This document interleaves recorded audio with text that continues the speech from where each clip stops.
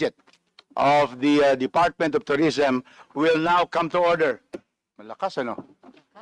Pampagising sa lahat. Now, okay. Distinguished colleagues, honorable members of the committee, Secretary, the Honorable Secretary Maria Esperanza Cristina Garcia Frasco of the Department of Tourism, and our esteemed guest. First of all, I'm just sitting in for our chairman. I'm just a temporary. So our chairperson is Mika Swansing. And so she has just designated me. And I am honored to give this opening remarks. Today, the Committee on Appropriations will consider the proposed 3.72 billion budget for the Department of Tourism and its attached agencies and corporations for fiscal year 2026.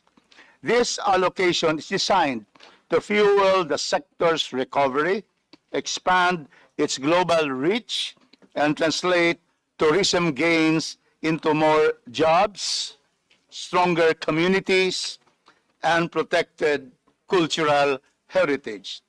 Over the past year, the tourism sector has demonstrated remarkable resilience and progress. In 2024, the Philippines welcomed approximately 5.95 million international visitors, a 9.15 increase over 2023, while combined tourism receipts soared to a record 700 billion inbound visitor receipts and 3.86 trillion, repeat, trillion receipts, domestic receipts, exceeding the 2019 levels at by nearly 103%. These figures underscore that recovery is not just occurring, it is achieving new highs.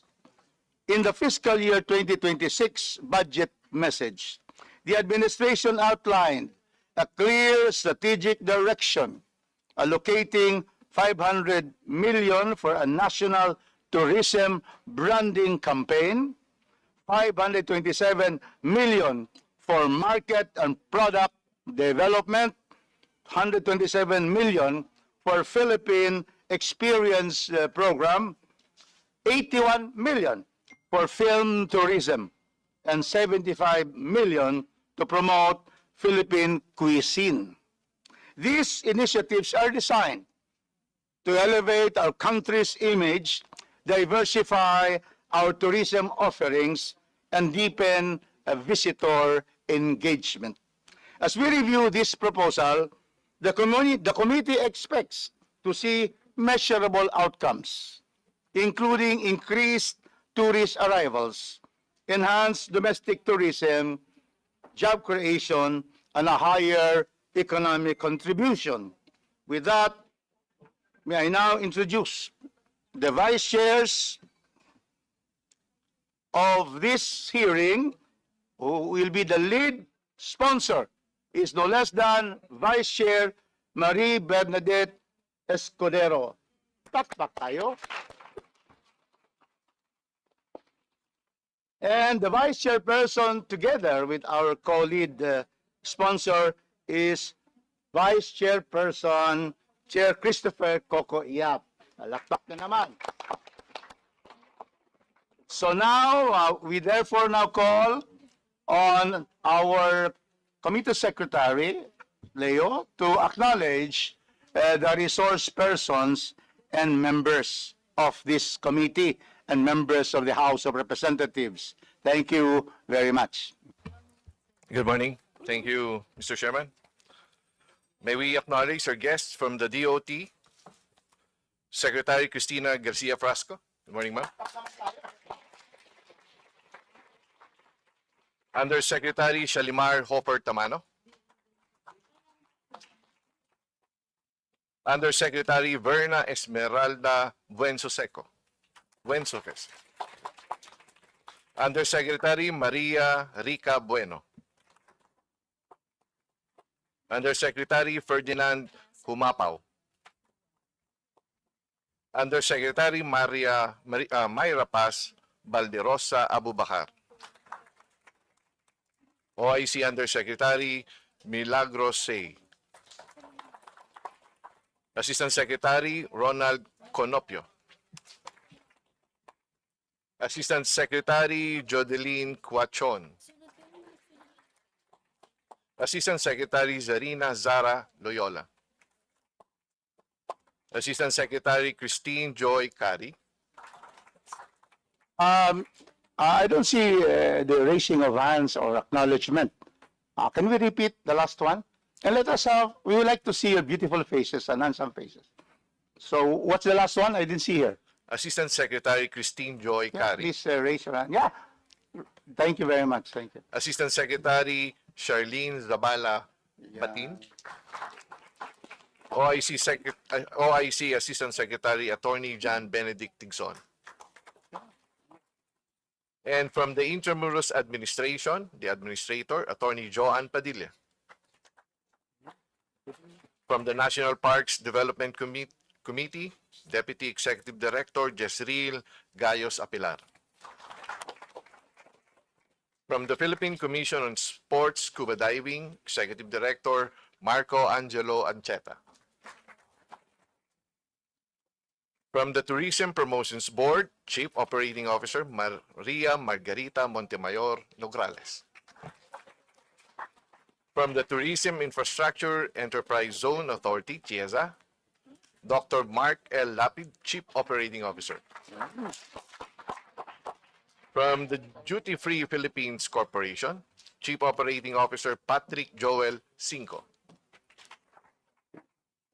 From the Nayong Filipino Foundation, Executive Director Mary Grace Akak. And from the Philippine Retirement Authority, General Manager and CEO Roberto Sosobrado. May we also acknowledge the following members. Deputy Majority Leader Bong Tebes, and also Vice Chair of the Committee on Appropriations. Deputy Majority Leader Jan Baronda, also Vice Chairperson of the Committee on Appropriations. Deputy Minority Leader Percy Sandanya. Vice Chairperson Bernadette Escudero. Vice Chair Coco Yap. Vice Chair Rufus Rodriguez. Present. Vice Chair Monique Lagdameo. Vice Chair Lalo Matugas. Vice Chair Dale Corvera. Vice Chair Jerry Boy Espina. Vice Chair Roger Mercado. Vice Chair Brian Poe. And members, Representative Elijah San Fernando, Representative Rene Cu, Representative Eliandro Madrona, Representative Duke Frasco, Representative Catherine Goriseta, Representative Van Aumentado, Representative Nathaniel Aducado, Representative Sun Huday Shimura, and Representative Solomon Shungalao. And also we have Vice Chair Agustina Pancho and Representative Salvador Plato. And also may we acknowledge our guest from the CSO, the Philippine Association of Agriculturists Incorporated, Mr. Christian Hilario. That's all, Mr. Chairman. Thank you. Thank you, Comsec Leo. I now turn over the gavel to our presiding officer for this hearing, the Honorable Congresswoman Bernadette Escudero. Thank you. Thank you, Kong Rufus. Tourism Secretary Cristina Garcia Frasco, the hardworking family of the Department of Tourism, our Appropriations Chairperson, Honorable Mika Swansing, and my esteemed colleagues, good morning, everyone. Good morning. Good morning. It is both a privilege and an honor to preside over today's budget briefing of the Department of Tourism. Our task this morning is not only to listen and be enlightened on how the department has utilized its funds and achieved its accomplishments, but also to examine the same so we may ensure that every peso allocated truly redounds to the benefit of our people. Tourism is a cause very close to my heart. In Sorsogon, our local governments work tirelessly to welcome visitors and share the beauty of our province. We make use of digital platforms to showcase our destinations, and I have personally joined this effort by creating vlogs that highlight the places and stories that make our home truly special. I have seen firsthand how tourism can transform lives, how a simple homestay, a small food stall, or a guided tour can provide livelihood for families. Every beach we preserve, every cultural tradition we keep alive is not just about attracting visitors. It is about honoring who we are and ensuring that our people benefit from the blessings of our land. This, for me, is what makes Philippine tourism so meaningful. I look forward to a constructive discussion today. May our deliberations highlight both areas for improvement and opportunities for collaboration so that the Department of Tourism continues to be a catalyst for jobs, investment, and pride in our Filipino identity. Thank you very much. Without further ado, Madam Secretary, you may now proceed with your presentation.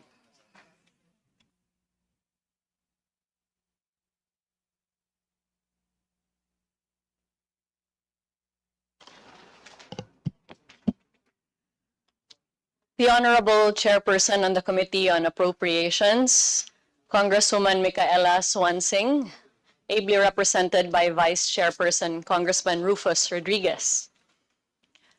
Our esteemed sponsors of the budget of the Department of Tourism, Congresswoman Det Escudero and Congressman Coco Yap, Vice Chairpersons of the Committee on Appropriations, members of the House of Representatives, members of the Department of Tourism family, my fellow Filipinos, mayong buntag kaninyong tanan.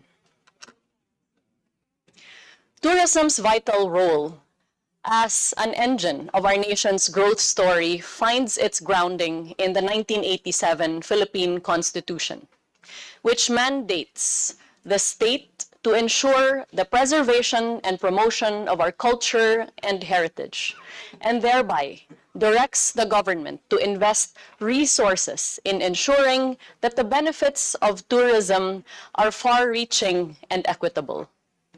Having come from the front lines of local governance serving as mayor in Cebu, my background and my training has always been from work in the grassroots. Ultimately, this has guided the manner by which we have governed the industry.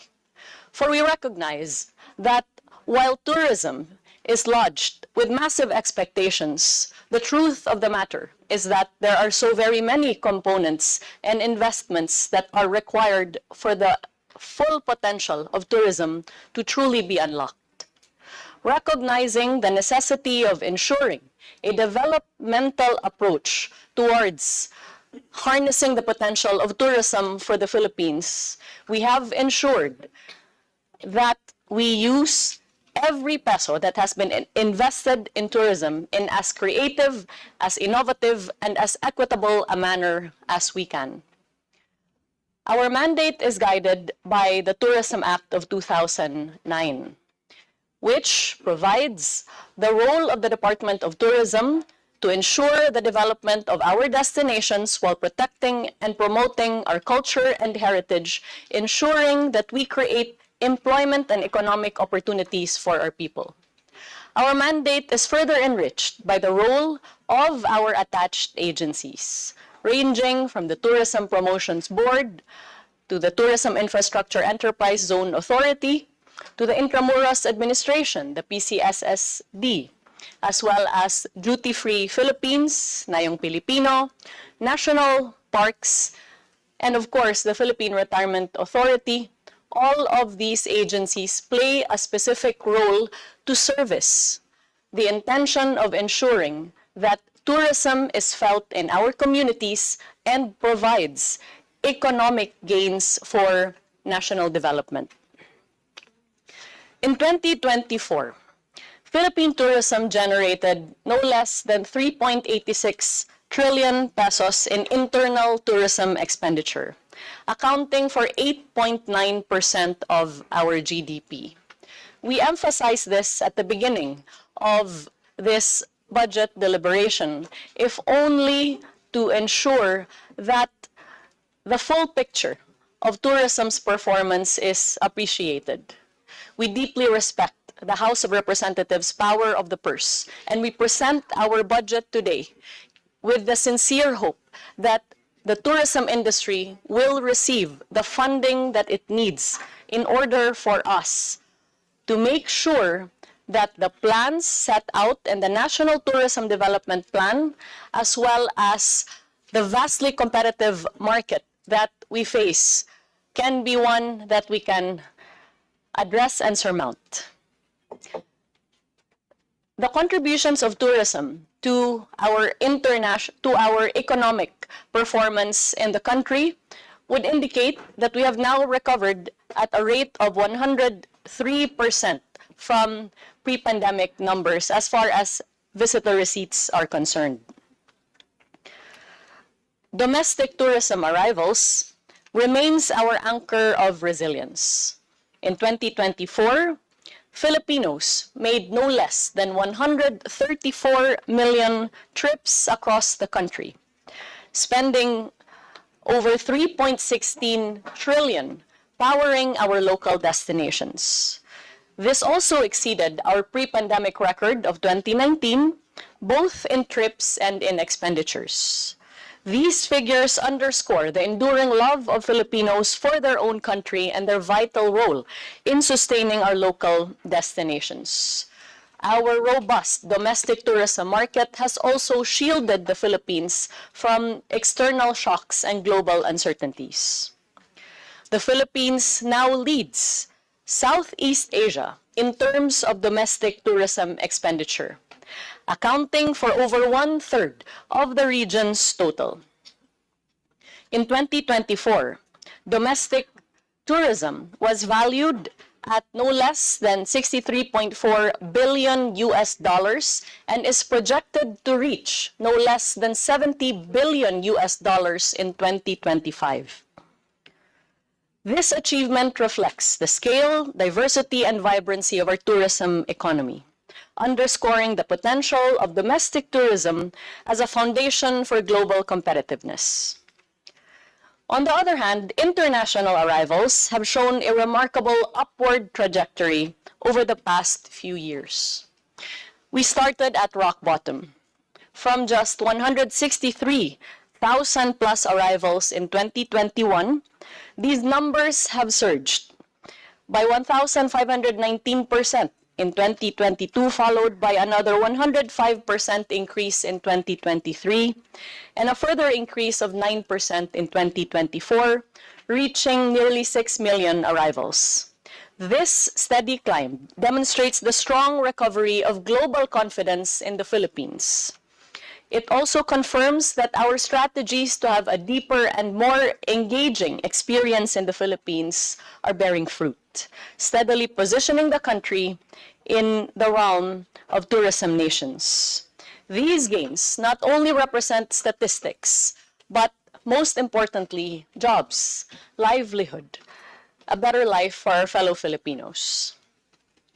Most importantly, tourism is fundamentally about people, and our sector employed no less than 6.75 million Filipinos directly, or about 13.8% of our total workforce in 2024. When we include indirect employment or the induced opportunities derived from tourism, tourism has reached and helped the lives of over 16.5 million Filipinos. Each of these jobs represents a family who can breathe a little easier, deriving income from this sector, which is in much need of investment. Our path forward has been guided by the National Tourism Development Plan approved by President Ferdinand R. Marcos Jr. In crafting the National Tourism Development Plan, we made the effort to conduct a due diligence locally and globally in order to assess the needs of our tourism stakeholders, the lack in terms of infrastructure, accessibility, and connectivity, and the projected demand for the Philippines in time to come. Hence, our strategies are guided by the concepts of connectivity, convenience, and equality. And you can see from the slide that considering the findings of the World Economic Forum in 2021, that the Philippines ranks only at number 75 out of 117 economies in terms of tourism infrastructure. Infrastructure in tourism ranks number 1 in our priorities under the National Tourism Development Plan. To improve connectivity and convenience, we have established 12 tourist rest areas across the Philippines, which provide clean and decent restrooms for our travelers, as well as a pasalubong center to help our small and medium enterprises sell their local goods, a charging station providing convenient amenities for tourists, as well as PWD child-friendly facilities for travelers. The Tourist Rest Area program was born out of a survey conducted among tourists flying the country, which found that their number 1 concern was the lack of clean restrooms. So we did not waste any time and began to address this need. Building on the momentum of the very high demand for tourist rest areas across our local destinations and the very positive reception by our LGUs, we are now on the road to build 100 tourist rest areas across Luzon, Visayas, and Mindanao, strategically located to serve both high-volume destinations and as investments in potential and emerging destinations. This expansion will ensure that every region benefits from tourism infrastructure development. Connectivity, of course, is equally vital. And therefore, we have partnered with the Department of Public Works and Highways in advocating for more investment in tourism roads. Having been a mayor myself, I recognize the necessity of having roads leading to tourism destinations, without which we simply cannot expect tourists to go and discover the wonders of our destinations without such convenient infrastructure. With that, this has resulted in the construction, expansion, and rehabilitation of over 882 kilometers of tourism roads since the beginning of the Marcos administration. I must note, however, that for 2026, there is zero funding for new tourism roads under the budget of the DPWH, and while there is funding for continuing roads, this has significantly decreased. We are also introducing innovative transport solutions to elevate the quality of Philippine tourism to global standards. Hence, we have launched the Philippines' very first hop-on, hop-off bus tours in destinations across Metro Manila. These offer curated routes and easy mobility for our tourists while giving visitors more reasons to explore our capital.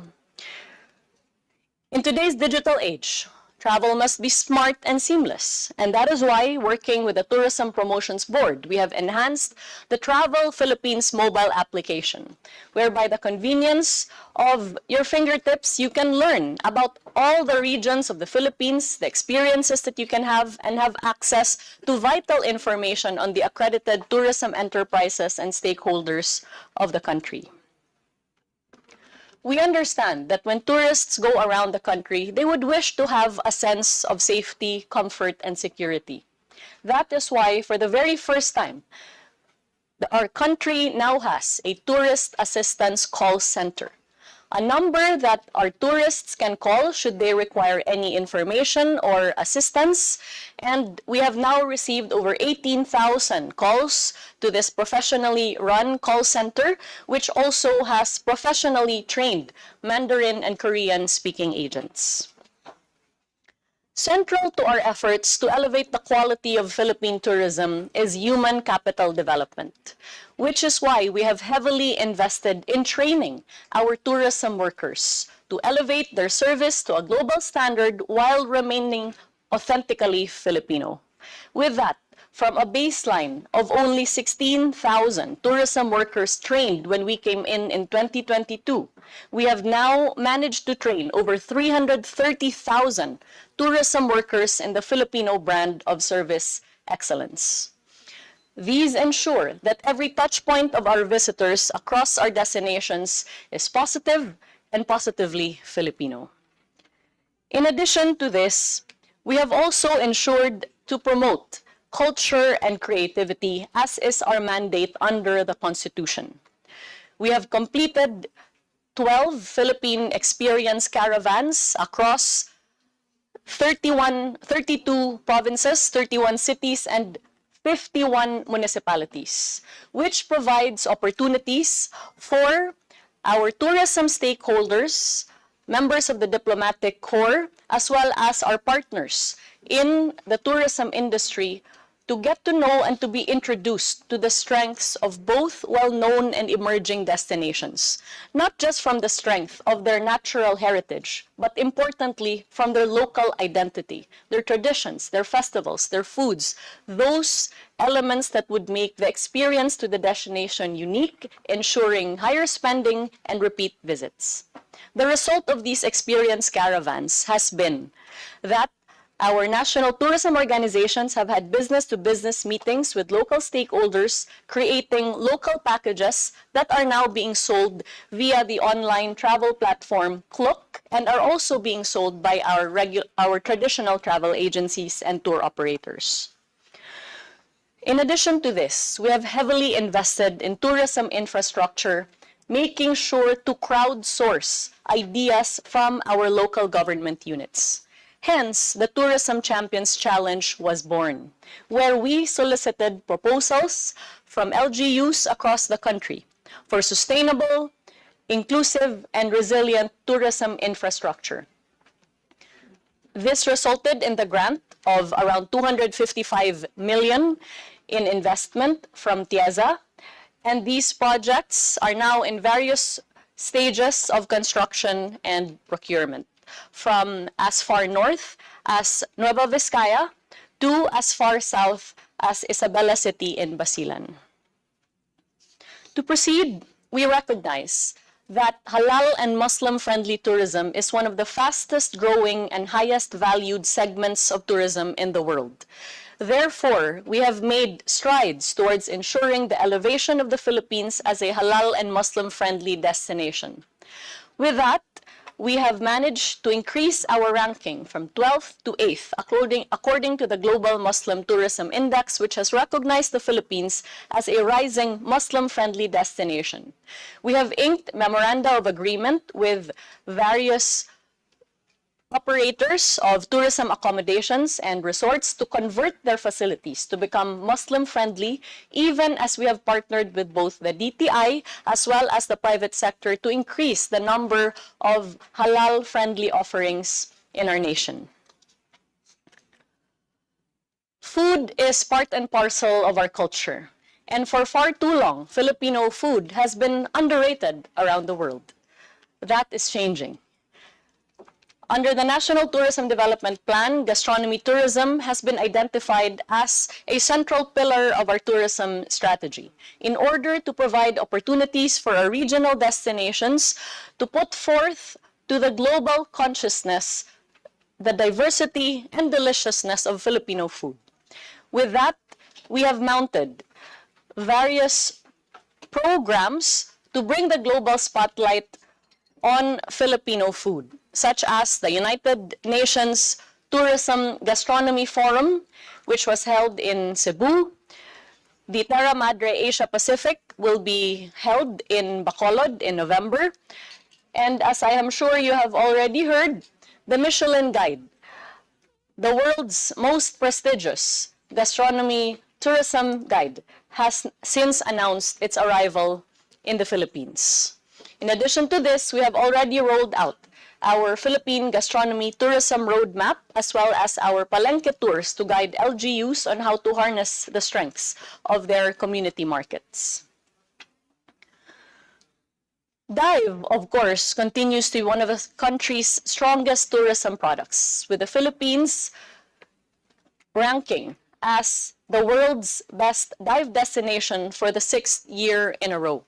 And therefore, we have launched the Philippine Dive Experience. We have invested in hyperbaric chambers across our dive destinations to address diver safety. And we have also ensured the sustainability of these dive destinations through partnerships with the private sector and our presence in various dive expos around the world. The Philippines is steadily carving its place in the global map of sports and golf tourism. Through this, we have launched the Philippine Golf Experience, where we gathered international and local golfers to showcase our over 100 world-class and competitive courses around the country, as well as unique hospitality. We have threaded this not just with a leisure experience of golf, but also with cultural and gastronomic experiences as well. From golf, we have also supported various other sports tourism initiatives such as surf, basketball, volleyball, ensuring that sports creates legacies of inspiration, wellness, and community pride. The Philippine cinematic landscapes have long inspired global producers, and we are building on this strength by offering fiscal incentives and positioning the Philippines as a premier film tourism destination. We have engaged Hollywood to Bollywood by meeting with various producers as well as potential investors in film tourism in the country. The Philippines wishes to reclaim its position as a premier MICE destination, and that is why we have also made efforts together with the Tourism Promotions Board to host high-level global events to bring together business leaders, professionals, and innovators from around the world. The diversification of our tourism portfolio is producing measurable economic returns. In 2023, dive and marine sports generated over 182 million, education and volunteerism over 54 million, health and wellness nearly 500 million, and cruise tourism nearly 90 million. By 2024, these gains expanded further. These results prove that broadening our product base strengthens our resilience as well as opens new markets. Tourism today is driven by experiences rather than destinations alone, which is why we emphasize offerings like English as a second language, cruise, heritage, wellness, enriching our portfolio while broadening our global appeal. These experiences go beyond sightseeing. They're opportunities for meaningful connection with our destinations. Seeing the robust growth of domestic tourism, we have also invested heavily in the potential of our regional destinations, which is why, together with the regional offices, we have continued to mount tourism expos that bring together stakeholders both from the national, regional, and local front, such as the Central Philippines Tourism Expo, North Luzon Expo, and the Mindanao Tourism Expo. The Department of Tourism has also made sure to engage our global counterparts in order to increase collaboration as well as yield tangible results. Most tangible of which is our recent partnership with India, which now has a reciprocal arrangement as far as visas are concerned, with the Philippines offering visa-free travel for Indian nationals coming to the Philippines, and India offering free e-visas for Filipinos going to their nation. We're also eager to welcome the very first Delhi to Manila flights in October. In addition to this, we have also partnered with other markets such as Korea and Japan, facilitating new routes for connectivity from these destinations.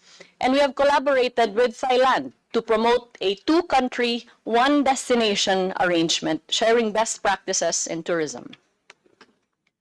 Under the leadership of President Ferdinand R. Marcos Jr., the Philippines is showcasing its rich heritage and culture at Expo 2025 in Osaka.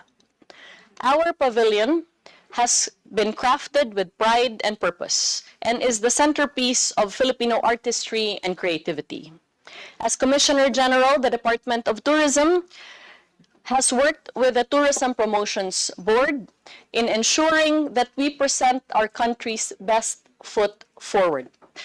The Philippine Pavilion is now one of the most well-loved and most visited pavilions in Osaka, generating over 800,000 guests in just a few months of existence. Tourism is, of course, a shared responsibility, and the private sector has been our indispensable partner. We have been relentless in inking various collaborations with airlines, hotels, digital platforms, financial institutions in order to expand tourism opportunities. By combining public policy with private sector innovation, we amplify results for the tourism sector. One of the directives of the President was to ensure that the small and medium enterprises that depend on the tourism industry are given sufficient government support, which is why we recently launched the Turismo Ascenso Loan Program together with the Department of Trade and Industry and SB Corp, offering low-interest loans to small and medium enterprises of up to 20 million pesos. In fact, yesterday, the President led the distribution of loan proceeds to tourism MSMEs under this program. We also seek to provide opportunities for our returning overseas Filipinos who wish to be integrated in the Philippine economy in the tourism sphere, which is why we partnered with the Department of Migrant Workers for the Balik Bayani sa Turismo program, providing both capital as well as trainings and skills for overseas Filipinos who wish to have gainful livelihood in the tourism sector. One of the most important collaborations that we have had is with the Department of Social Welfare and Development, where we have sought to humanize the work of the Department of Tourism by putting the welfare of our tourism workers front and center of our priorities. With that, we have made the Bayanihan sa Bukas na May Pag-asa sa Turismo program, where at the advent of calamities and disasters, government is there to provide financial assistance as well as training and livelihood assistance to tourism workers displaced because of these calamities. Yesterday, the President also led the distribution of financial assistance and training grants to displaced tourism workers in Aurora Province. Our tour guides are the storytellers of our nation, which is why we have made sure to take care of them. We have provided tour guides with kits with essential tools in order to ensure that they're able to maximize their work, as well as personal accident insurance to protect them in times of accidents. To strengthen tourism education, the Department of Tourism has also advocated for the transparent and fully accountable use of the travel taxes that accrue to the Commission on Higher Education, which is why we have signed a joint administrative order and its implementing rules to ensure that the mandate of the Tourism Act, that travel taxes must be used for tourism-related programs, is followed.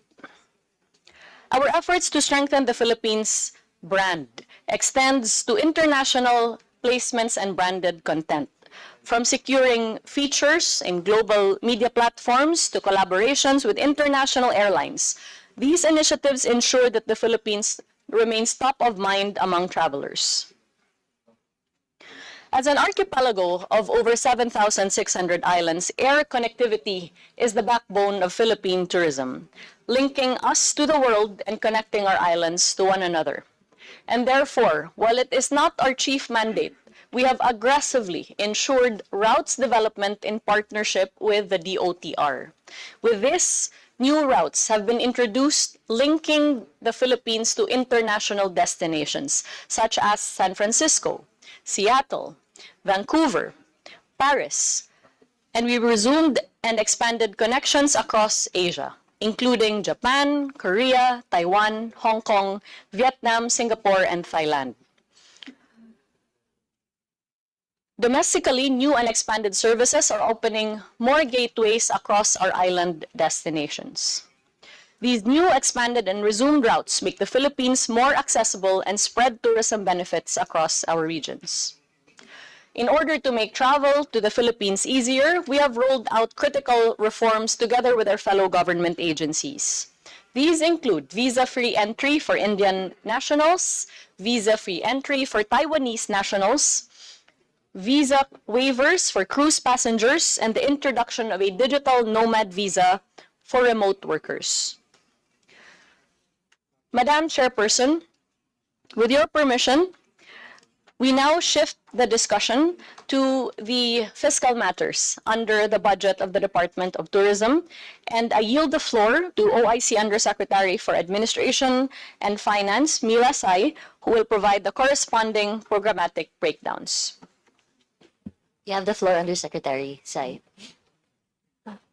With the permission of the chair, I am pleased to present the proposed budget for the Department of Tourism for fiscal year 2026. So, in pursuit of the department's vision of transforming the Philippines as a tourism powerhouse in Asia, the proposed new appropriation of the DOT and its attached agencies for the next year is at 3.718 billion, where the lion's share of 3.19 billion or 86% is allocated to the DOT OSEC. IA will have an allocation of 159 million for a share of 4%, NPDC with a share of 9%, and PCSSD with 1% will have 320 million and 44.9 million respectively. Next slide, please. Lashed before you are the breakdown of the proposed budget by agency and allotment class, where notably, maintenance and other operating expenses constitutes 69% of the appropriation, followed by personal services at 23%. Capital outlay, on the other hand, is at 7% or about 247.6 million. This is due to the DOT OSEC's Information Strategic System Strategic Plan for next year, the vehicle requirements, and other capital outlay requirements for fiscal year 2026. The net for 2026 indicates a total decrease of negative 4.6% in budget appropriation as compared to our 2025 GAA. Next slide, please. The total proposed appropriation based on the NEP for DOT OSEC is at 3.193 billion, where the Market and Product Development Program will get the bulk of its budget, followed by the General Administration and Support. Moving on to our fiscal and financial performance for 2024, the DOT received 3.07 billion, of which 2.67 billion was obligated, translating to an 87% utilization rate. More importantly, these resources delivered concrete results across our major programs. Under tourism policy formulation and planning, targets were exceeded due to the increased development of national and local tourism plans and the higher demand for technical assistance, which were requested from both LGUs and non-LGUs. This included requests for site assessments, statistics training, and support in crafting local tourism development plans. For the tourism industry training program, the overachievement was largely driven by the implementation of the Filipino brand of service excellence, which required extensive nationwide training.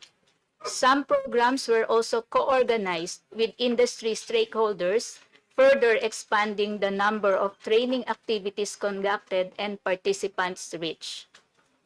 For standards development and enforcement, the increase in accredited enterprises was attributed to the intensive campaigns targeted toward accreditable establishments and tourism frontliners. High levels of compliance were also observed among accredited establishments, resulting in strong performance against targets. Finally, in market and product development, overperformance was driven by the conduct of more product development initiatives, trade development activities, and consumer activations than originally targeted. These efforts resulted in higher than expected accomplishments and expanded the DOT's reach in both local and international markets. For the next slide, as of June 30, 2025, the DOT OSEC obligated 1.32 billion out of its 2.48 billion allotment, or 53% BUR, which is the highest mid-year utilization in DOT's history, with an overall disbursement rate of 62%. The performance varies across major programs, reflecting the design and timing of activities. For the Program of Tourism Policy Formulation and Planning, the obligation rates stood at 29%, primarily due to the ongoing procurement of ICT investments under our ISSP, such as the Document Management System and Learning Management System, which are scheduled for completion within the year. The Tourism Industry Training Program posted a 48% obligation and a strong 77% disbursement rate, showing quick fund turnover in support of capacity building activities nationwide. The Standards Development and Enforcement Program likewise performed efficiently with a 59% obligation rate and an 82% disbursement rate, underscoring steady flows for accreditation and monitoring functions. The Market and Product Development Program, which carries the largest share of the budget, registered a 58% obligation and a 49% disbursement. This reflects the phased rollout of major promotional campaigns synchronized with domestic and international market schedules, with higher disbursements expected in the second half of the year. And finally, the locally funded projects recorded the highest obligation rate at 89%, with disbursements to follow as project milestones are completed. Overall, these figures indicated the natural pacing of procurement-intensive and market-driven activities. The department has adopted measures such as early procurement planning and tighter coordination with partners to ensure that by year-end, obligations and disbursements accelerate in line with the scheduled project completions.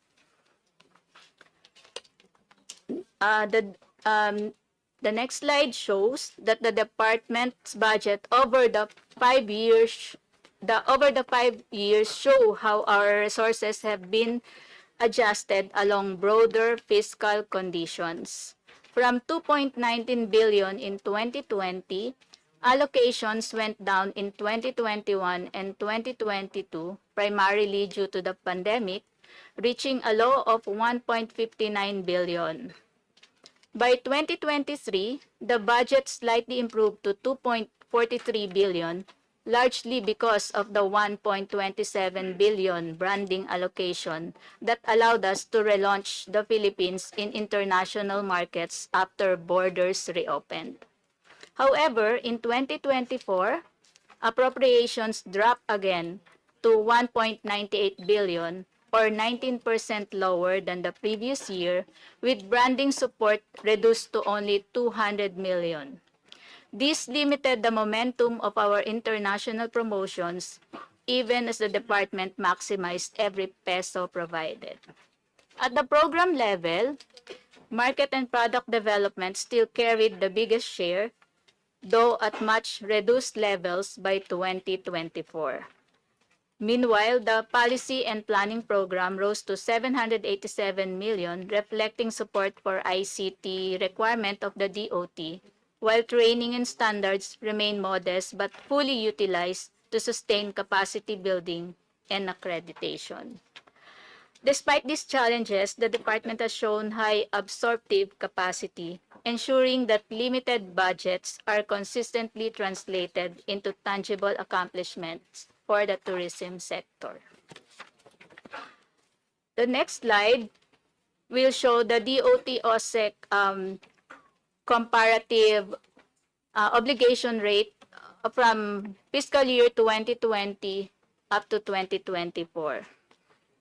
The obligation rates across programs is generally high from 2020 to 2024. In fact, by 2023 and 2024, most programs posted near perfect obligation rates, 99% in tourism industry training, 100% in standards development and enforcement, and 98% in market and product development.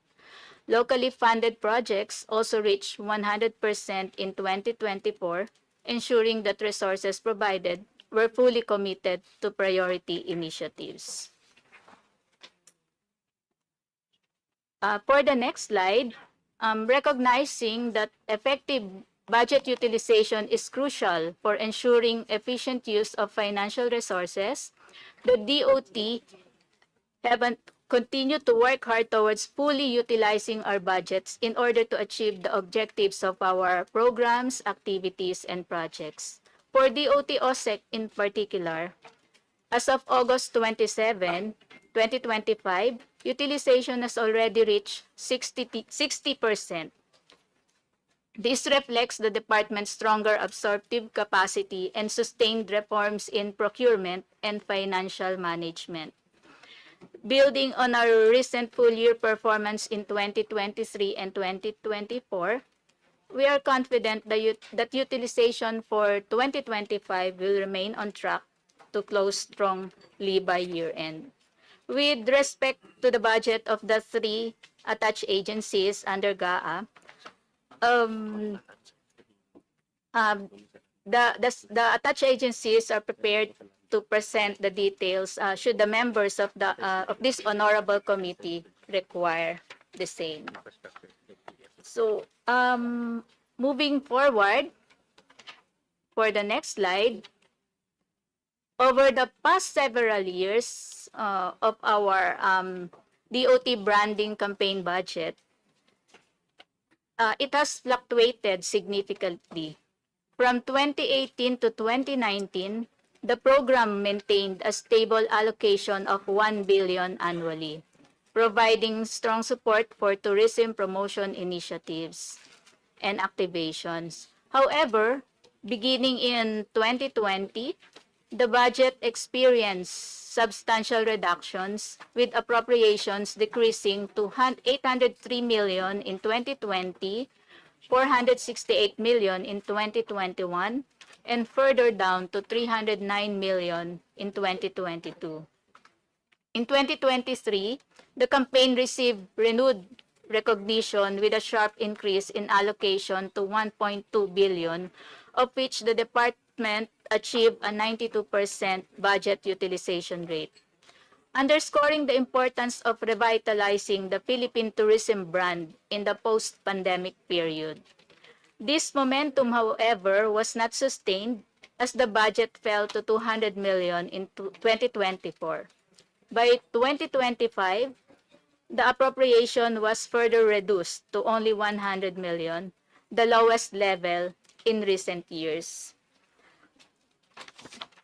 So the trend in the branding campaign budget from 2023 to 2025 illustrates a sharp and sustained decline in resource allocation.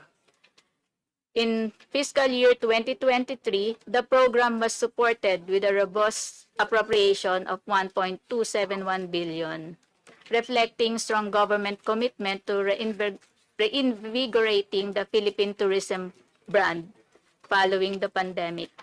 However, in fiscal year 2024, because of the drastic drop to only 200 million, which represented an 84% decrease, and the downward trajectory which continued into FY 2025 when the budget was further reduced by half to just 100 million, the significant contraction in funding over a 3-year period highlights the growing resource constraints facing tourism efforts. The steep decline not only limits the department's capacity to mount large-scale and sustained branding initiatives, but also poses challenges in competing with neighboring destinations that continue to heavily invest in their tourism marketing campaigns. The trend underscores the importance of ensuring consistent and adequate support for branding if the Philippines is to strengthen its visibility and competitiveness in the global market.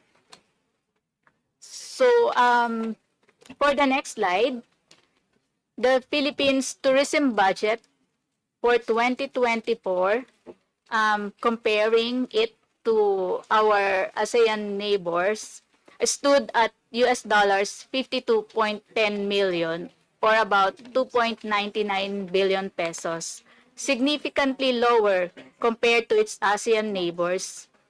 Singapore allocated the highest at US dollars 431.42 million, or about 24.75 billion, followed by Malaysia at US dollars 262.87 million, or 15.08 billion pesos. Indonesia at US dollars 234.36 million, and Thailand at US dollars 167.90 million. Likewise, Vietnam has a budget of US dollars 147.92 million, or about 8.48 billion. These figures show that our neighbors are investing 3 to 8 times more than the Philippines in tourism. This comparison underscores the disparity in resource allocation across ASEAN countries, highlighting the challenges faced by the Philippines in competing with regional destinations that consistently invest larger budgets in tourism promotion, product development, and global marketing. Despite these limitations, the DOT continues to deliver impactful programs and initiatives, maximizing available funds to sustain the country's visibility in the global market. With stronger support, the Philippines can unlock even greater global competitiveness. And with the kind indulgence of the good chairperson, permission to yield the floor back to the Secretary. Madam Secretary, you have the floor. Thank you, Madam Chair. The story of the Philippine tourism industry has been one of resilience amidst struggle, resourcefulness amidst fiscal limitations, and the resolve to remain a source of hope for millions of Filipinos. And yet, tourism gives excellent value for money if you come to think of it. In 2024, every peso invested in the sector generated 5.50 pesos in returns in visitor spending. When benefits are compared with costs, the benefit-cost ratio comes out at 5.5. This means that for every peso invested in tourism, the economy generated, representing returns through visitor spending and related activities. These figures confirm that tourism is not just a recovery story, but a high-yield economic driver, with strong multiplier effects that justify continued and expanded investments in infrastructure, promotion, and human capital development. Tourism has ceased to just be about leisure. Tourism is about livelihood. Tourism is about nation building. And with the support of the House of Representatives, we can ensure that Philippine tourism not only welcomes the world to our shores, but ensures that we are head and shoulders competing with our neighbors with the right resources, delivering lasting opportunity and hope for the Filipino people. Daghang salamat kaninyong tanan. We are prepared to answer any questions that this committee may have, and our attached agencies are also prepared with their own presentations.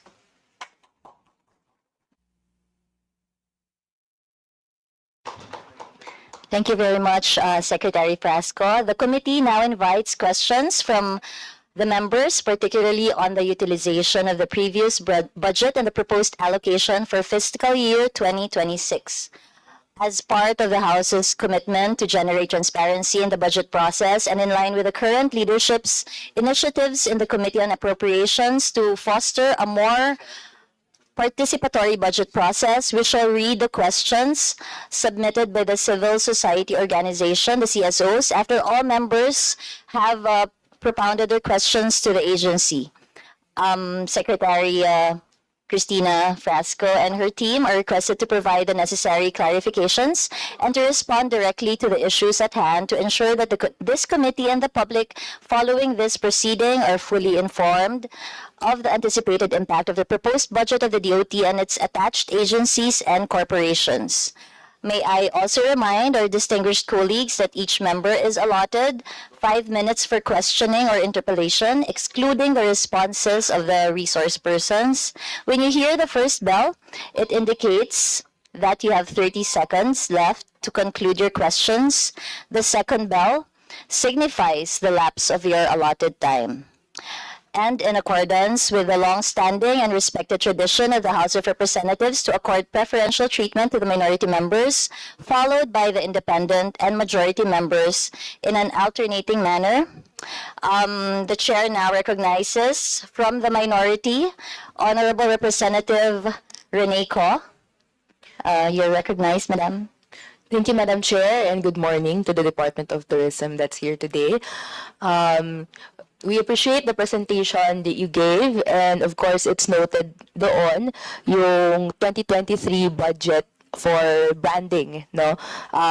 This is previously na-news na rin po, no, kung saan there's a 1.27 billion budget for the branding campaign program, of which 1.257 billion went to advertisements. Nakita naman po dito sa slides kanina, the drastic difference between the 2023 branding budget as compared to the 2024 and then the 2025 now. Can I ask po, can we have a breakdown of the budget that was used in 2023? How much po went to the ad agency?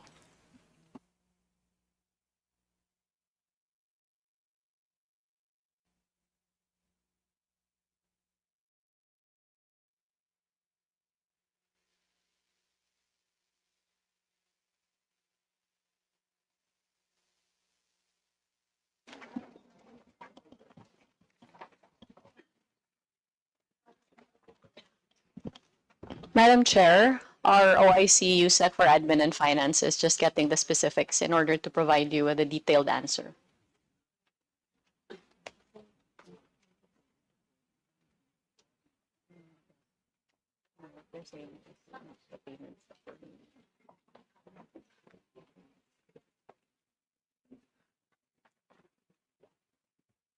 Can you tell them the breakdown?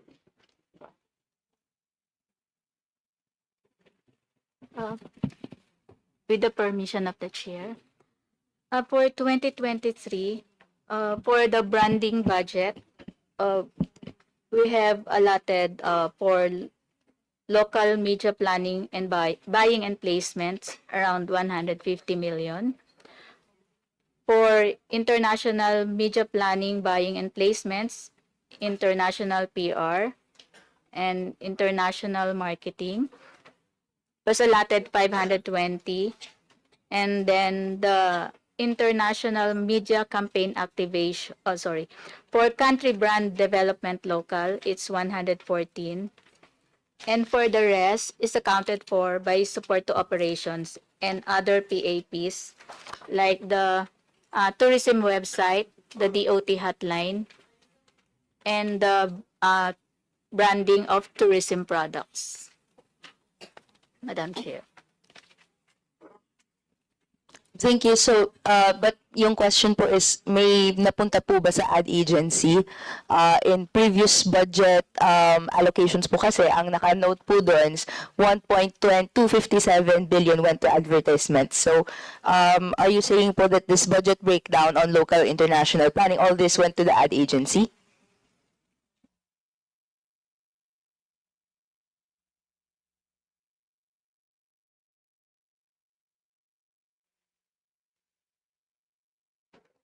Madam Chair, with the permission of the Chair, may we provide you with a copy of the breakdown for the ad agencies?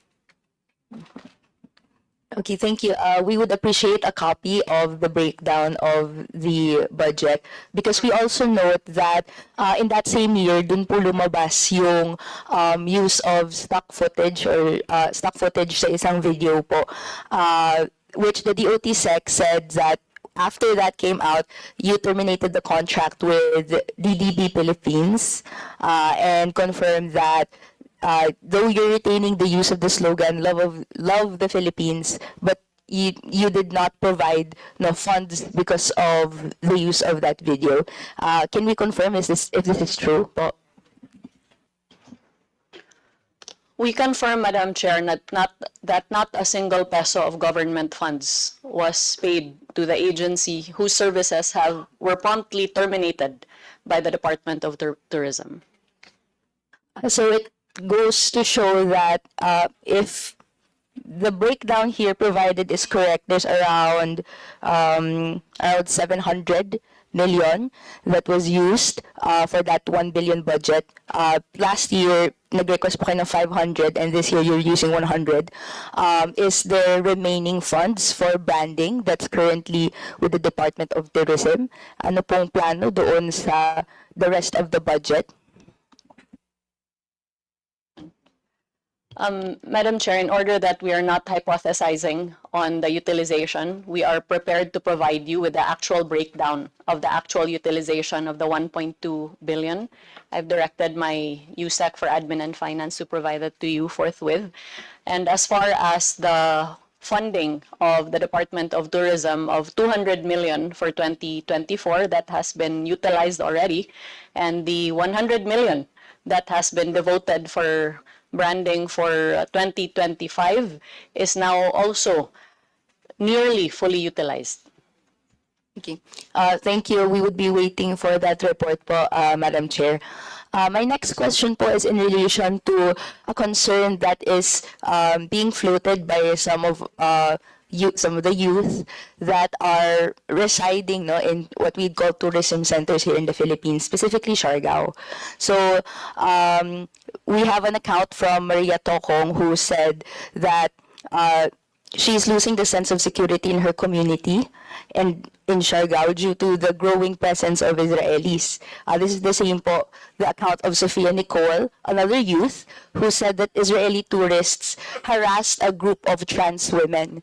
No? Siargao is supposed to feel like home for these locals, but they are increasingly being driven out of these spaces because of environmental damage, the unruly behavior of tourists, etc. We note, of course, the case of Bali, Indonesia, where tourism gentrification increasingly pushed the cost of living higher and pushes away these locals. So my question po, given the policy that is being driven here, which is to showcase culture and promote tourism in local communities, how can we ensure that our tourism policies don't push away po yung mga locals away from their communities and ensure that their conditions remain livable in their areas po?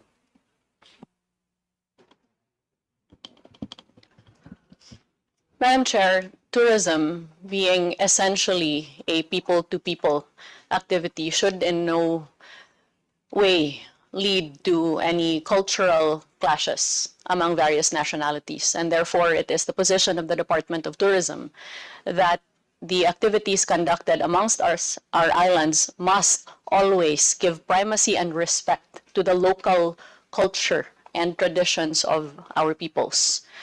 With that, and having been in receipt of reports similar to the ones that you highlighted, we promptly directed our regional director, who is present here today and can provide further information, to coordinate with the local government unit as well as to liaise with the local communities in order to provide assistance as far as cultural sensitivities are concerned.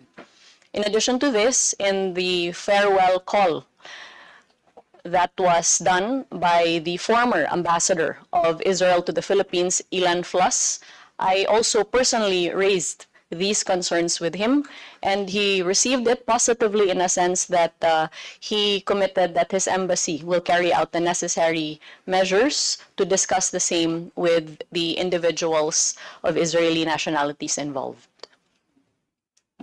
Madam Chair, is there a commitment that can be made by the Department of Tourism that should similar incidents arise, no?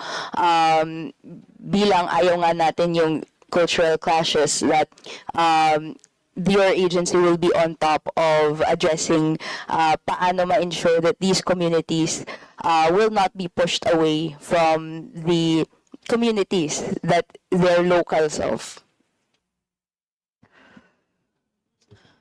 We are committed to fully comply with our mandate to protect the culture and heritage of our country, and that includes unequivocal respect for our communities. Our Tourist Assistance Call Center 151 Tour is also ready to receive any complaints that locals may have against offending visitors.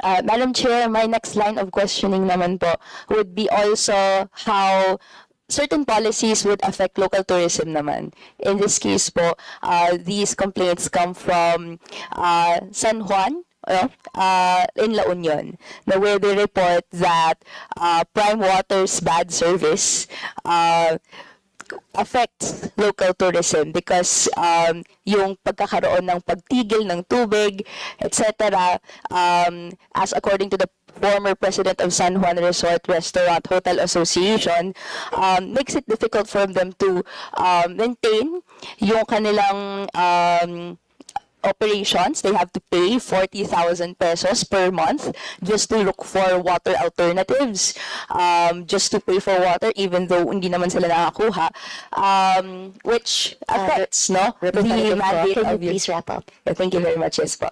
So my last question would be, how do we ensure po the quality water for communities catering to tourists? What would be your response po, given that these kinds of policies are affecting tourism?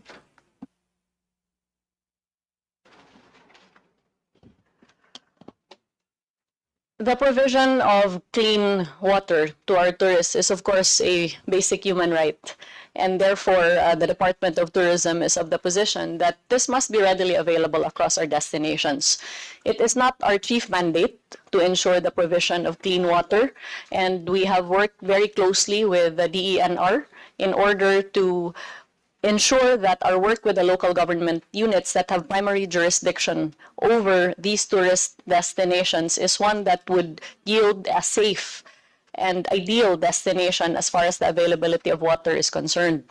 On the other hand, the Department of Tourism's attached agency, the Tourism Infrastructure Enterprise Zone Authority, does provide infrastructure assistance to island destinations in need of intervention such as wastewater treatment, septage treatment, and the provision of quality water. So we would be happy to receive any request from the local government unit to address this situation, even as we recognize that this is a private entity that is running the water system in that particular LGU. So I would yield the more specific answer to that question to the holder of the water concessionaire, Madam Chair.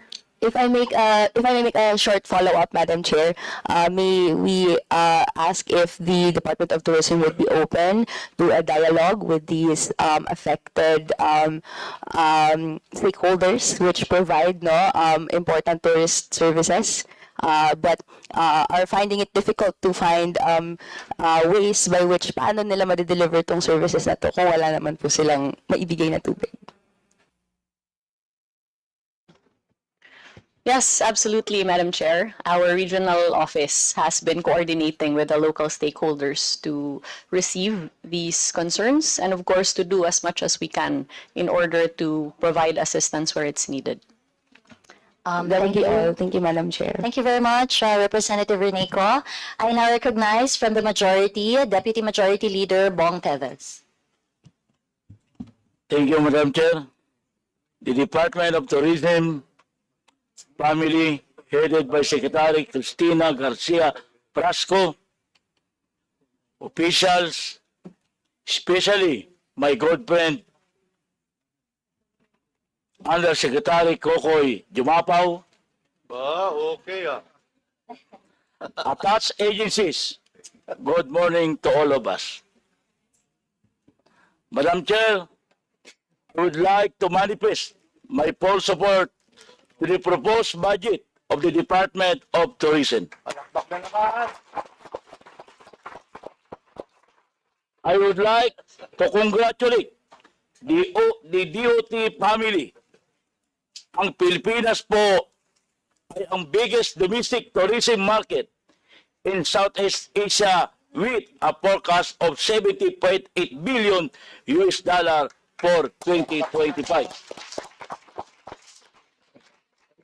But I would like to appeal, Madam Chair, na kung pwede tasan po naman ninyo ang allocation budget for Bicol Region. Kasama ko po rito ngayon si Deputy Majority Leader Vice Chairman Dirit Escudero na napakababa po ang budget ng Bicol. 38.1 million. Kailangan po natin itong dagdagan kung kinakailangan. Ang Bicol Region po ay isa rin sa potential.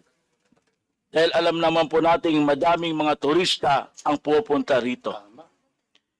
Isa pa po, Madam Chair, gusto ko lang pong pasalamatan ang TIESA Chief Operating Officer, my boss Mark Lapid, for providing a tourist rest area sa aming bayan sa Baras Catanduanes. Sana madagdagan din po ito ng boardwalk dahil alam po ninyo, ang Baras Catanduanes po ay kilala bilang isang surfing destination o tourism capital sa province of Catanduanes. Lastly, I would like to reiterate my full support to the proposed budget of Department of Tourism and if possible, tasan po natin ito. And I also encourage my fellow congressman to support the same. Maraming salamat sa inyo lahat. Galing talaga, Bong. Galing. Thank you very much, Representative Bong Teves, for your manifestation. The chair now recognize from the minority, Representative Deputy Minority Leader Percy Sandayan. Maraming salamat po, Madam Chair. Marami pong salamat sa presentation ng Department of Tourism Family. Magandang umaga po sa atin. For my first set of questions, Madam Chair, I'd like to focus on issues surrounding international arrivals. Earlier in the presentation, highlight po natin yung domestic market, pero alam naman po natin na kadalasan ang lion's share dapat talaga ng income natin sa tourism should also come from international arrivals. In 2024 po, the DOT promised that 7.7 million international arrivals, no? And then the actual number was 5.95 million, a shortfall of 1.8 million or almost 25% below target. And I'd like to juxtapose this with pre-pandemic arrivals in 2019, which reached almost 8.3 million. 5 years na po since noong pandemya, pero we are still far behind. So the question is, isn't this a clear proof that the DOT strategies have failed to bring in the tourism back to pre-pandemic levels? And perhaps this will be also a good reference for the members of this committee for the DOT to be more candid about what were the mistakes in the planning and execution which caused this gap of nearly 2 million tourists target as opposed to actual arrivals?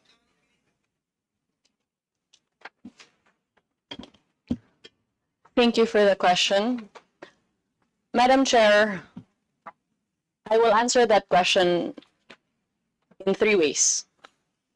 First is by addressing the main reason why the Philippines was unable to meet its 7.7 million target, which was projected based on the liberalization of visas specifically for the market of China.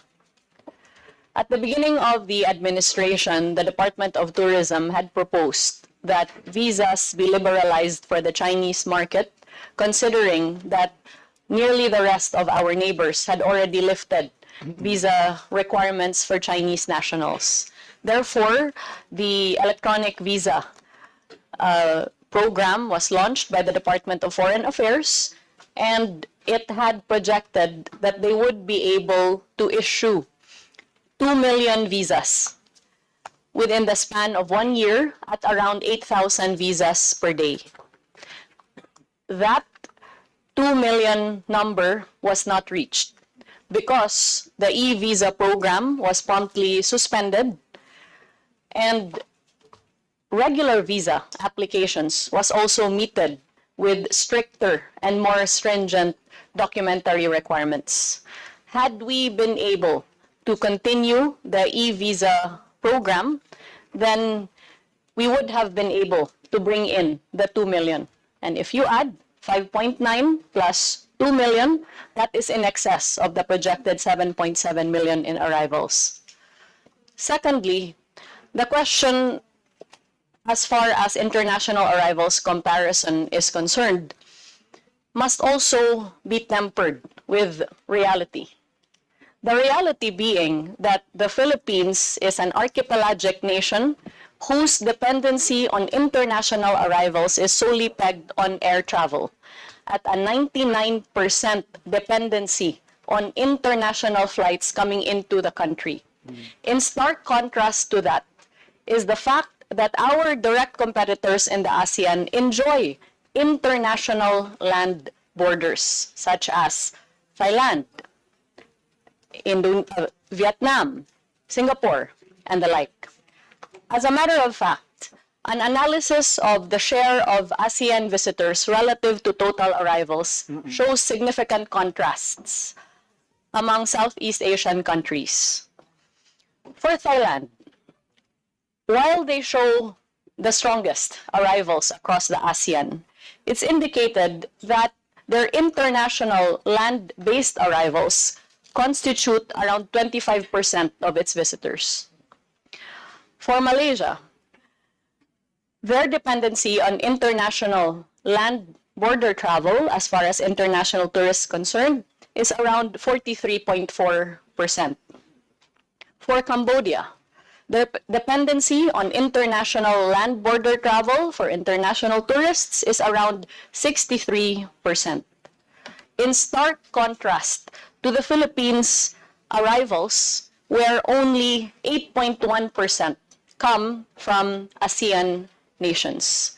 This goes to show that the markets that are being penetrated and attracted by the Philippines are definitely not within the ASEAN region, and therefore we do not enjoy the same geographic advantages of our direct competitors who have the convenience of receiving international tourists not by riding an international flight, but by simply crossing a land border. Third, in order to fully rationalize the performance of Philippine tourism on international arrivals, we must also provide an analysis of the investments made in the industry for it to be truly globally competitive. A comparison of the budgets of our counterpart departments of tourism amongst our direct neighbors would show that the Philippines' ranking in the ASEAN almost equates our ranking in terms of budgets. Simply put, the lesser you invest in tourism, the lesser international arrivals you will have. And finally, we wish to emphasize and we plead for this House's understanding that while we have devoted blood, sweat, and tears to the success of this industry, we simply cannot perform as well as we would like if we are given such meager resources as we have. That being said, notwithstanding the lower international arrivals of the country, our performance as far as GDP contribution with our ASEAN neighbors would show that the GDP contribution of the Philippines in tourism is the highest in Southeast Asia. Tourism spending per capita among our Southeast Asian neighbors places the Philippines first at no less than $2,073. And tourism employment for the country, which is also an important measure of tourism performance, has already exceeded pre-pandemic numbers. Daghang salamat, Madam Secretary, Madam Chair. Speaking of resources and investment, let me now shift to issues on how the department is utilizing its budget. Looking at the 2024 figures, only 314 million or 10.5% of the DOT's budget went to capital outlay, while 1.95 billion or 65.3% went to MOOE. In 2025, the imbalance worsened, 235 million for capital outlay, while MOOE climbed to 1.79 billion, which is around 69.5%. This represents a 52.9% cut in capital investments in just 1 year. The question, Madam Chair, is why is the DOT prioritizing its own operation instead of building infrastructure and tourism facilities? And related to that, isn't this proof that the DOT budget now sustains bureaucracy rather than create lasting tourism assets? As mentioned before, the importance of investment. So how can the department justify its current proposal when tangible investments in destinations keep shrinking year after year?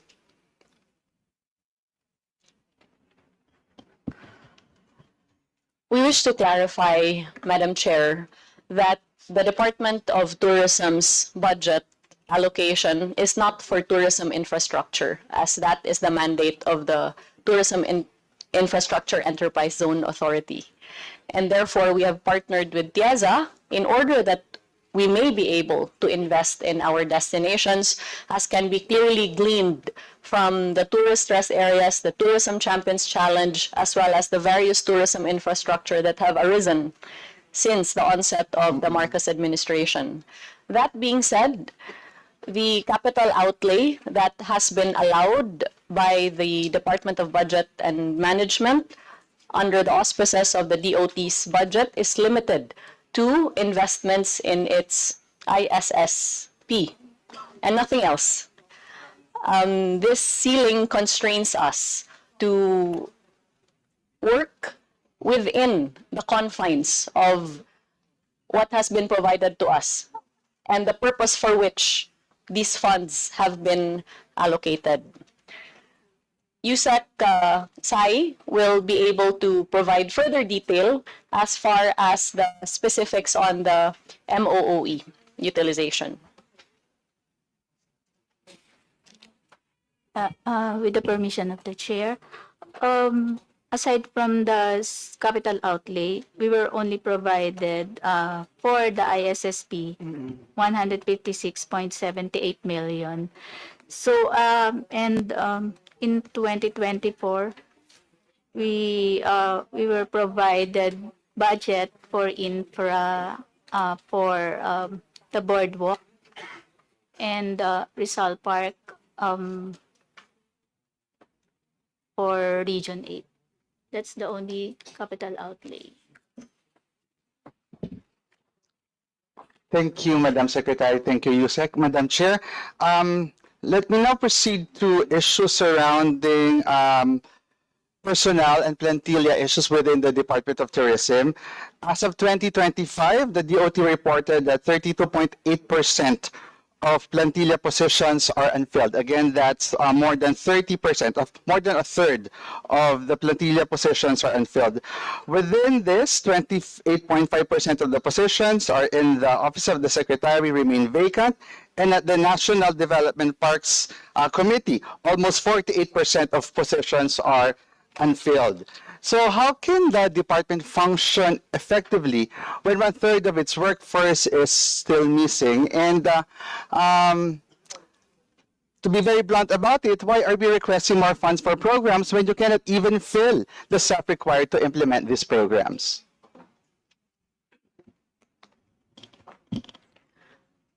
Madam Chair, we deeply appreciate the concern for ensuring that government positions are filled.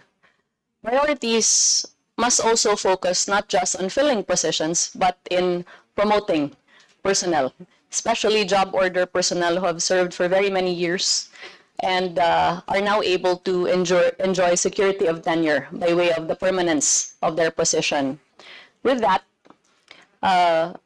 as of August 27, 2025, a total of 577 plantilla positions have been filled, representing 73% of the authorized 791 plantilla positions.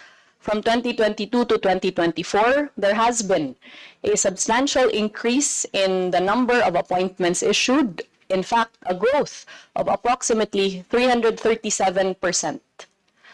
From 58 appointments only in 2022 to 95 in 2023, rising to 196 in 2024.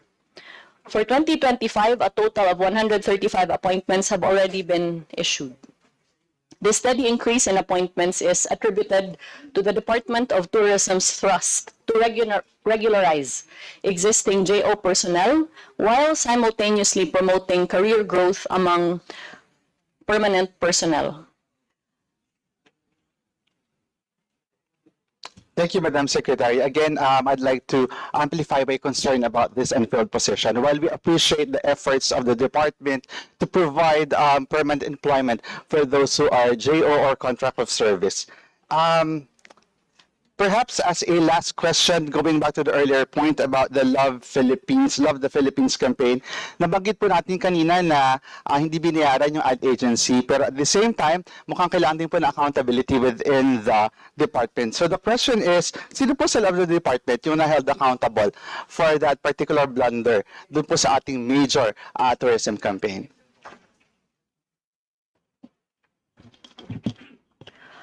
Madam Chair, a full investigation was conducted subsequent to the incident, and the results of the investigation would yield that the contracted ad agency had made misrepresentations as far as the quality and origins of the contents of the video in question. And this then resulted to the immediate termination of their contract with the department, with zero government funds having been paid.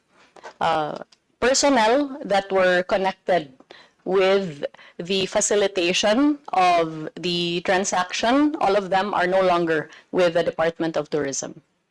Thank you, Madam Chair, and thank you for the swift action on that particular issue. I think it's to have more time, so perhaps I'll just like to share some of the concerns raised by our colleagues in the local level. So ito naman po yung tungkol sa pakiramdam ng mga nasa regions that they are a bit neglected. So in 2024, the DOT Central Office consumed 2.2 billion of the 73.7% of the total budget.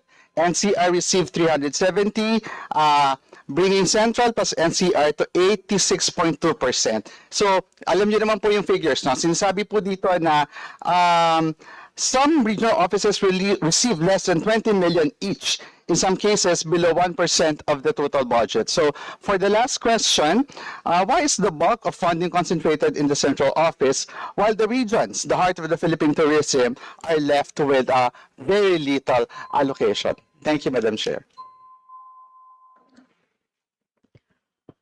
I must confess, Madam Chair, that this is the very first time that I'm hearing that our regions are feeling neglected, because the effort has always been to be inclusive. In fact, in less than 3 years of my tenure as Secretary of Tourism, I have already managed to visit all the regions of the Philippines, including BARM, and also provide concrete programs to various destinations, provinces, cities, and municipalities. That being said, I can confirm that there is not a single region of the Department of Tourism that has been allocated with less than 20 million pesos. And considering the ceilings that are also provided for the regions, what we have made the effort to do is to provide assistance from central office by providing downloads to the regions for the execution of flagship programs upon their jurisdictions with the assistance of central office. We are ready to provide a breakdown of the regional distribution of expenditures, as well as the downloads that have been made to the regions that would prove that the effort of the Department of Tourism has been to ensure equitable tourism development across the country. Daghang salamat, Madam Secretary, and we would expect the report forthwith. Thank you, Madam Chair. Thank you very much, Deputy Minority Leader Percy Sendanya. I now recognize my fellow Vice Chair, Representative Rufus Rodriguez. You have the floor. Thank you, Madam Chair. Let me congratulate the Department of Tourism and the attached agencies, especially our outstanding secretary. And when I say outstanding, it is with a superlative tone. With a meager budget, which we have been giving to the Department of Tourism, still we have 3.8 trillion in terms of a contribution, 9% to GDP on internal tourism expenditures. We therefore have a lot of domestic trips and expenditures amounting to trillions. We have also an increase in international arrivals. We did not reach that because there were so many factors explained. But what the Secretary forgot was this crazy advisory of the United States government. Imagine that it's a dangerous place to come at the Philippines. Where did they get these ideas?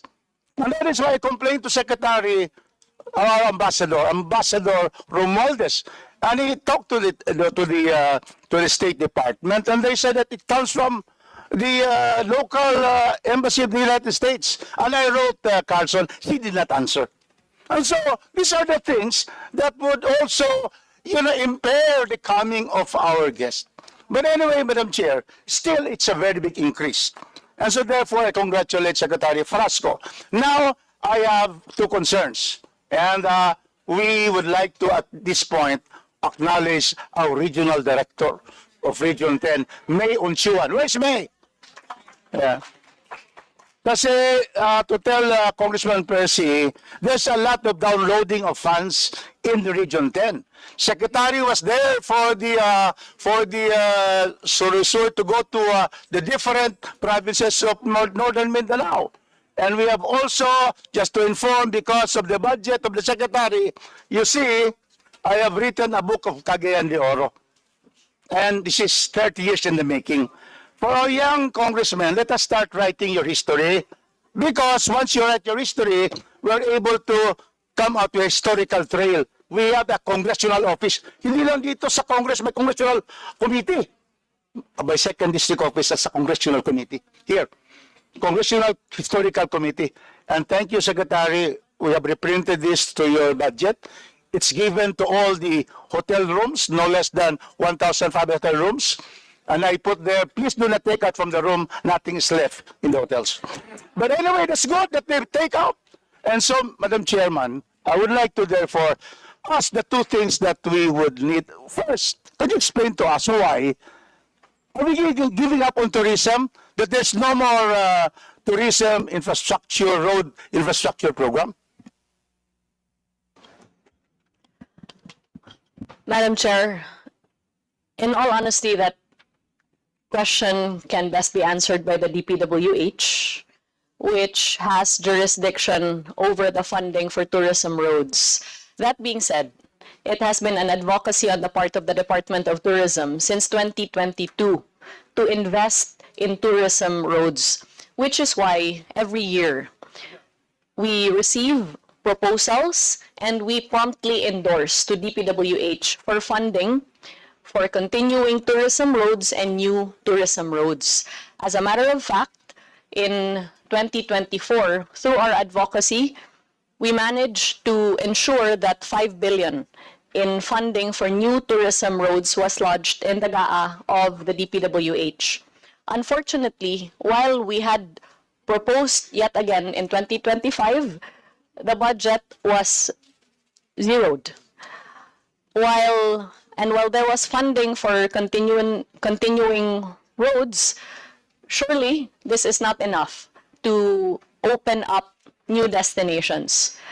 In 2020, for the 2026 GAA, we also proposed, again, funding for tourism roads to DPWH at the amount of around 6.2 billion pesos, if I'm not mistaken. Zero funding was provided for new roads. And even the funding for continuing roads was reduced to a shell of what it was, and it now stands at only 3 billion.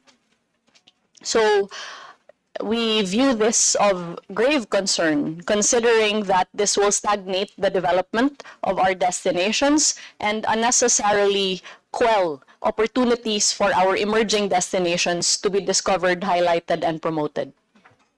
Thank you, Madam Chair. Thank you, Secretary.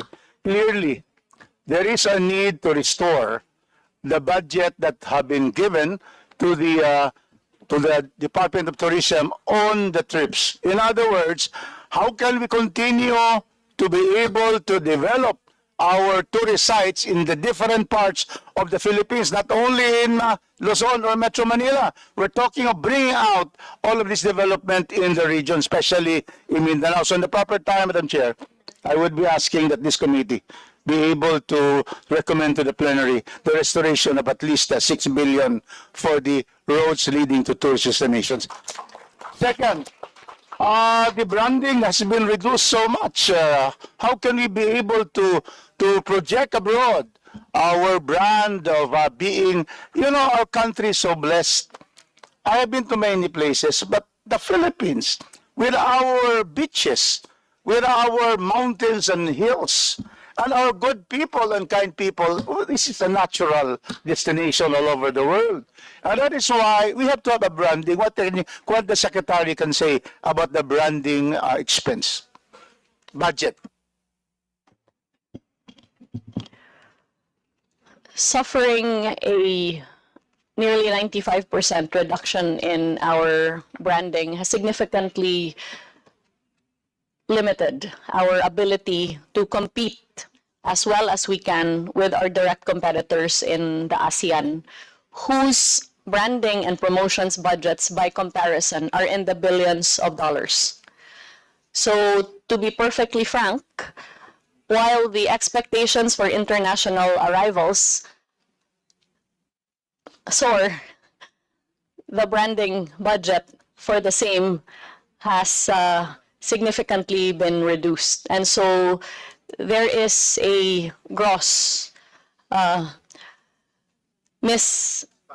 disparity between the expected international arrivals and the investments for the same. What remains true, however, is that the economic value for investing in tourism is as high as it can be, with every peso spent yielding 5.50 pesos in return, and with the tourists coming into the country having employed directly and indirectly over 16 million Filipinos. So we plead, we beg for the indulgence of the House of Representatives to arrest this grave injustice upon the country with the vast reduction on the tourism branding budget. Thank you, Madam Chair. Thank you, Madam Secretary. At the proper time, this representation will likewise move for the increase of the branding budget for the Department of Tourism. Now, may we request now our secretary, aside from the trips, aside from the branding, what else will be needed by our Department of Tourism? As we have seen, our tourism industry is a big driver for economic growth of a country. Not only economic, but the cultural effect on our visitors. So always love to state all over the world that I went to the Philippines and I enjoyed it. The people and the sites. Can we now ask the secretary what else would be needed? Investing in human capital development is of utmost importance to the success of the tourism industry.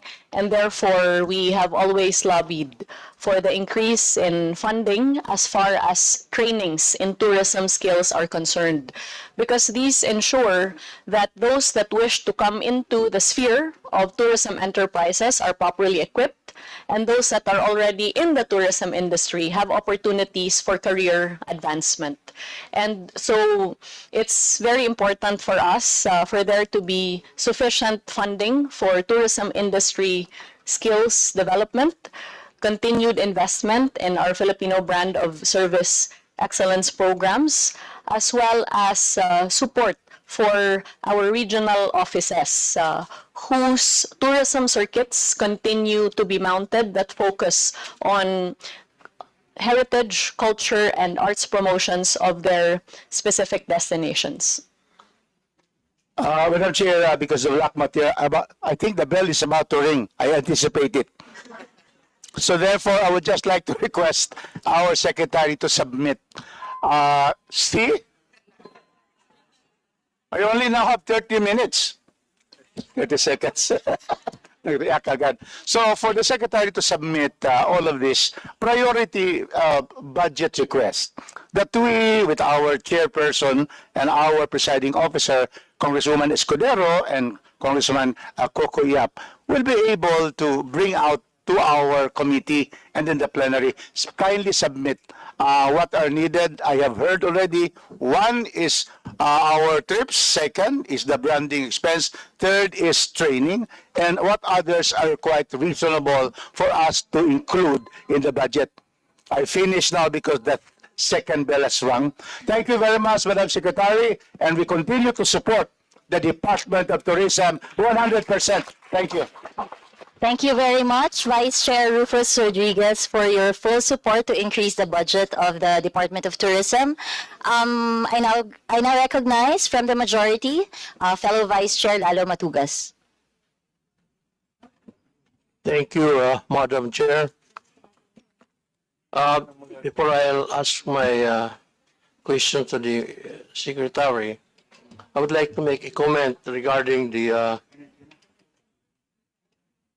problems on peace and order, as mentioned earlier, being from or representing the District 1 of the Siargao.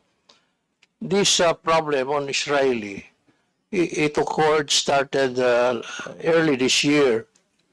And sometime in June, the Mayor Sol Matugas, contacted, after so many reports we received, contacted immediately the Embassy of Israel.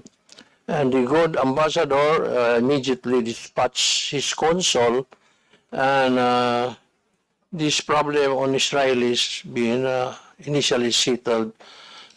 Hindi ko lang maintindihan kasi sobra, mga lasinggo, kung ano na lang. So yun ang ginagawa. So, but right now, so far as the other foreign nationals, okay naman sila. So we don't have problem. It's only on the Israelis. So, and in addition to that, we have always maintained peace and order. We have curfews in the island. So to maintain the peace and order.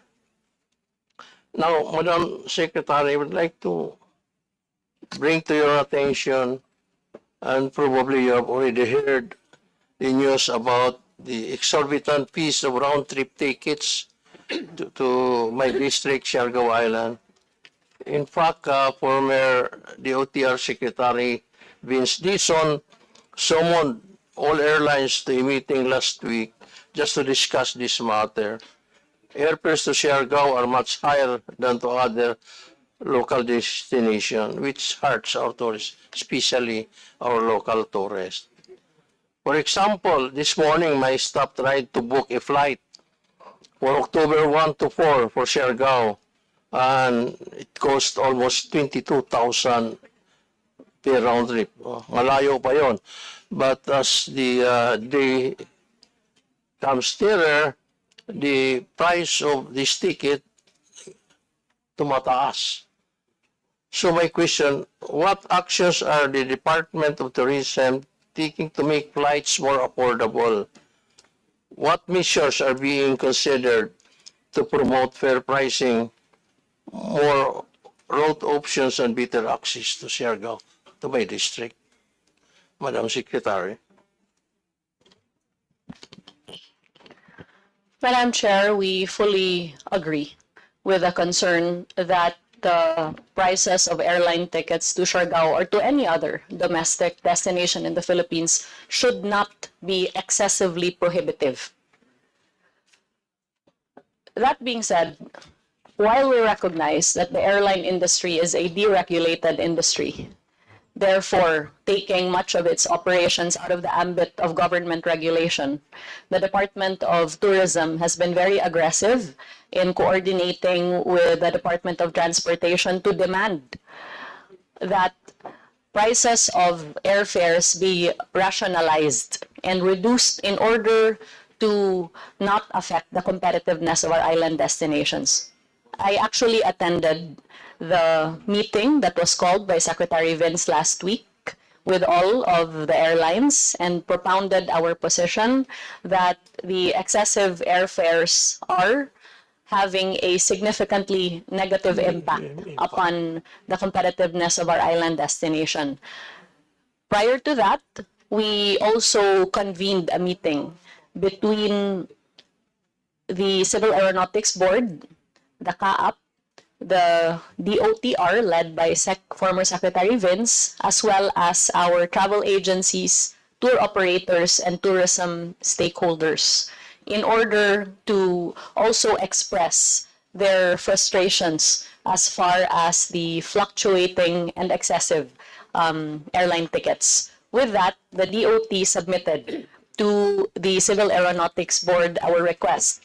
First, for the publication of the month of the actual prices of these tickets, as well as any add-on charges that they may have. Second, for the Civil Aeronautics Board to exercise its mandate to be able to manage the price ceilings on airline tickets, which is well within their jurisdiction.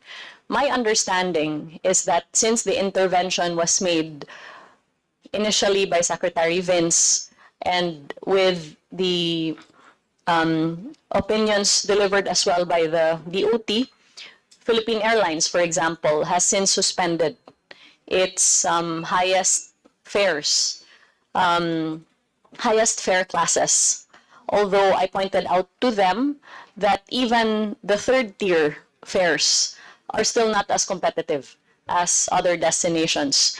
So it's a going concern on our end and the DOT, and while it's not our chief mandate, we are very concerned that the pricing of our airline tickets is placing our destinations out in terms of its competitiveness with neighboring destinations. So we agree with you, and we commit to continue to work with the DOTR, the CAB, and the airlines in order to manage this situation.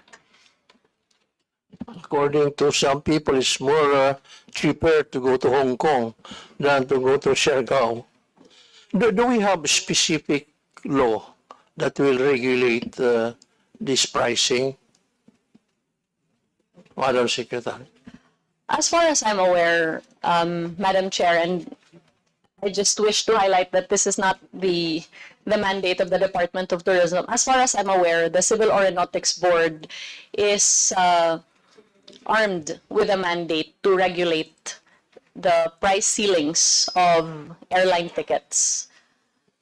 Second, I think that the deregulation of the airline industry has also taken government's hand out of the commercial operations of airlines, which are now driven by what they call dynamic pricing. Third is the existence of the cabotage law, which prohibits international and foreign-owned operators from providing domestic flights.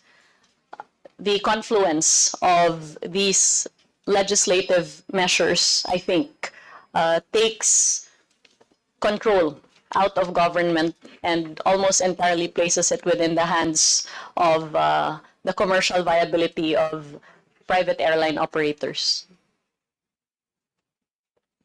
Thank you, Madam Secretary. I go now to digital nomad visa, which the President issued Executive Order number 86. Because I have observed in my district, there are now several working space for nomads, and it's being also monitored that it's the number of foreigners going into nomad are being increasing. So what is the position of the Department of Tourism on this?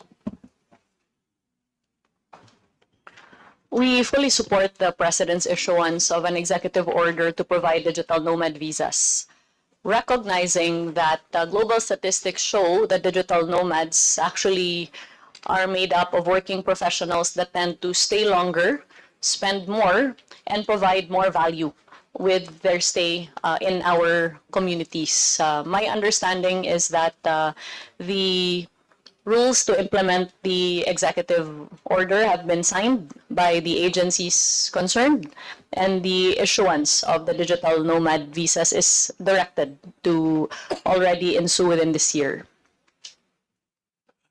Thank you, Madam Secretary. You know, I have filed a bill to legislate this nomad. Then another area of my concern is I would like to know the status of this DOT CHED, Commission on Higher Education. You have a joint circular issued in 2025, and that DOT has already remitted 17.5 billion to CHED. May I know the status?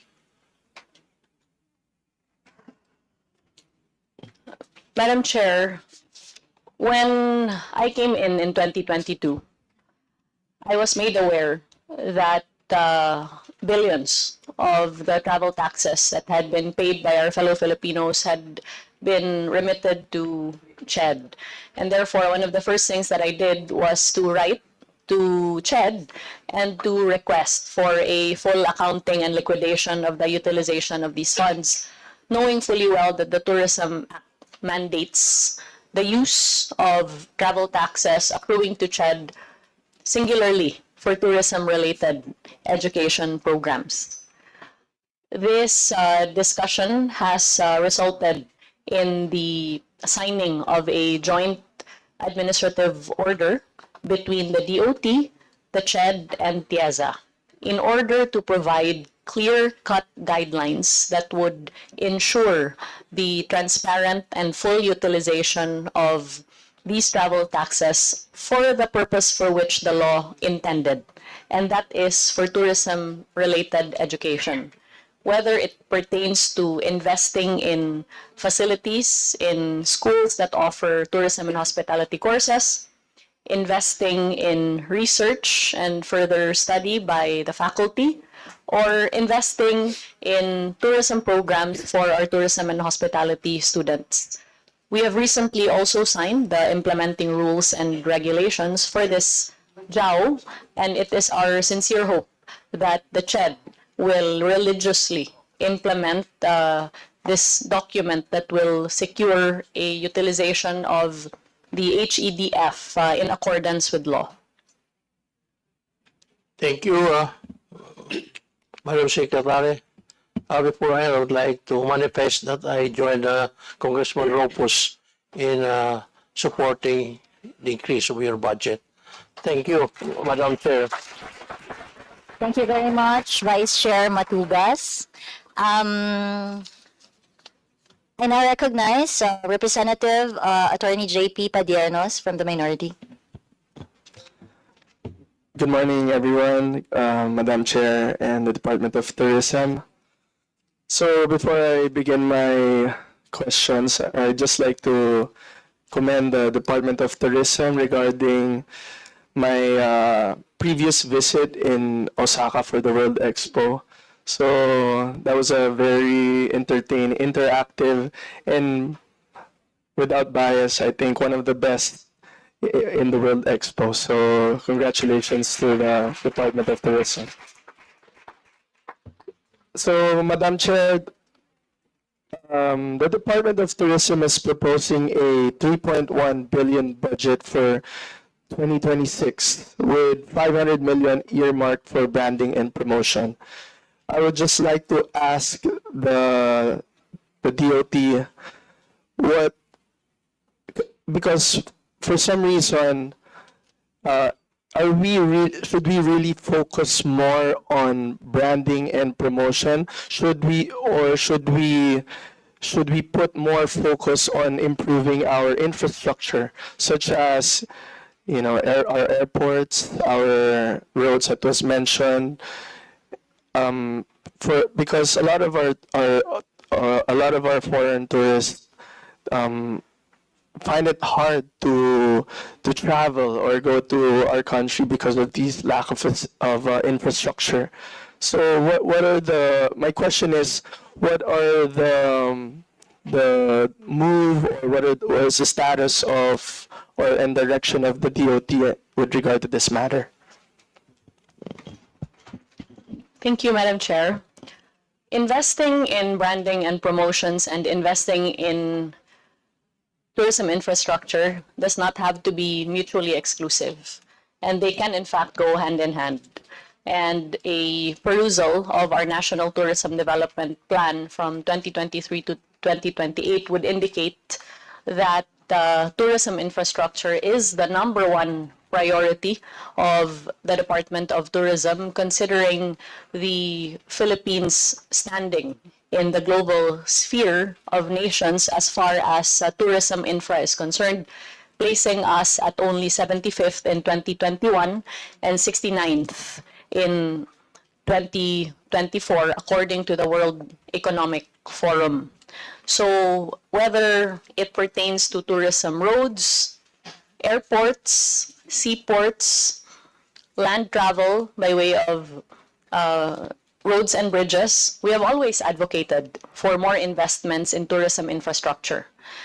This can also be gleaned from infrastructure that has already arisen to improve tourist convenience, and these include our tourist rest areas as well as investments in our LGUs by way of the Tourism Champions Challenge.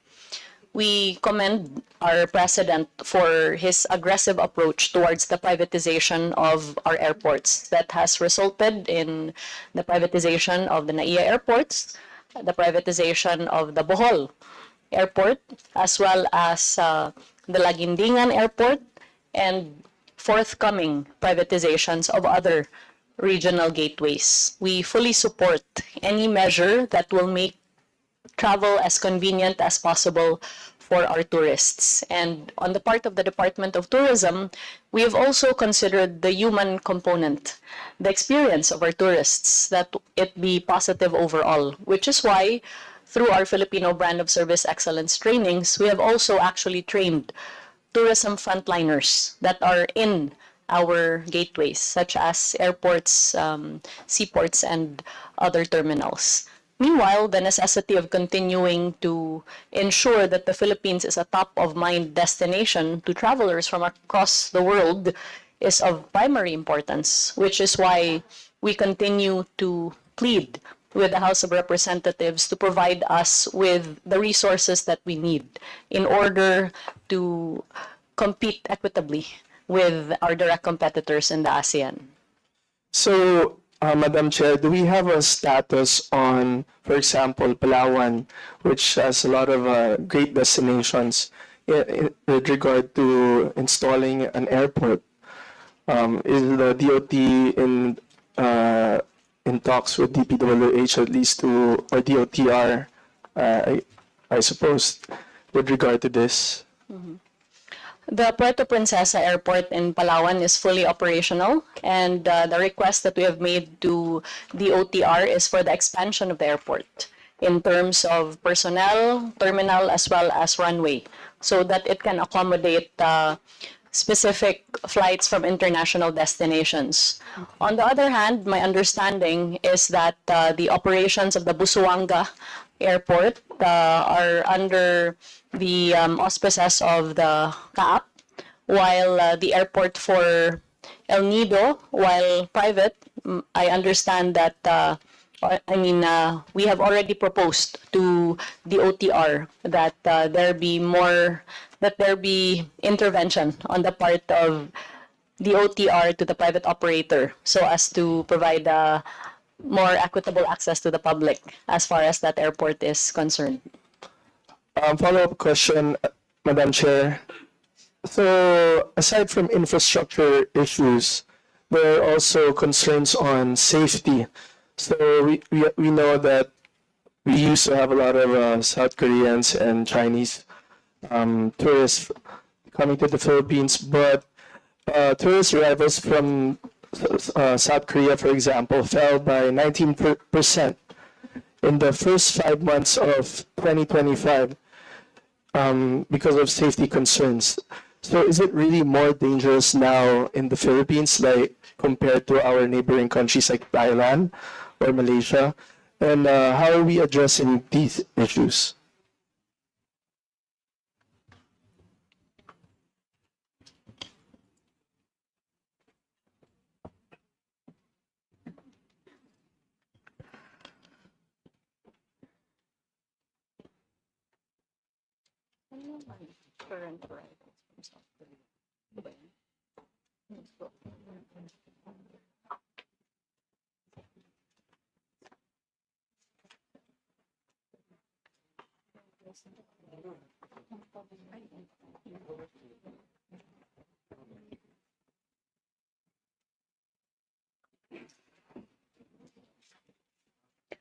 Madam Chair, as of September 1, 2025, we have received over 880,000 South Koreans to the Philippines.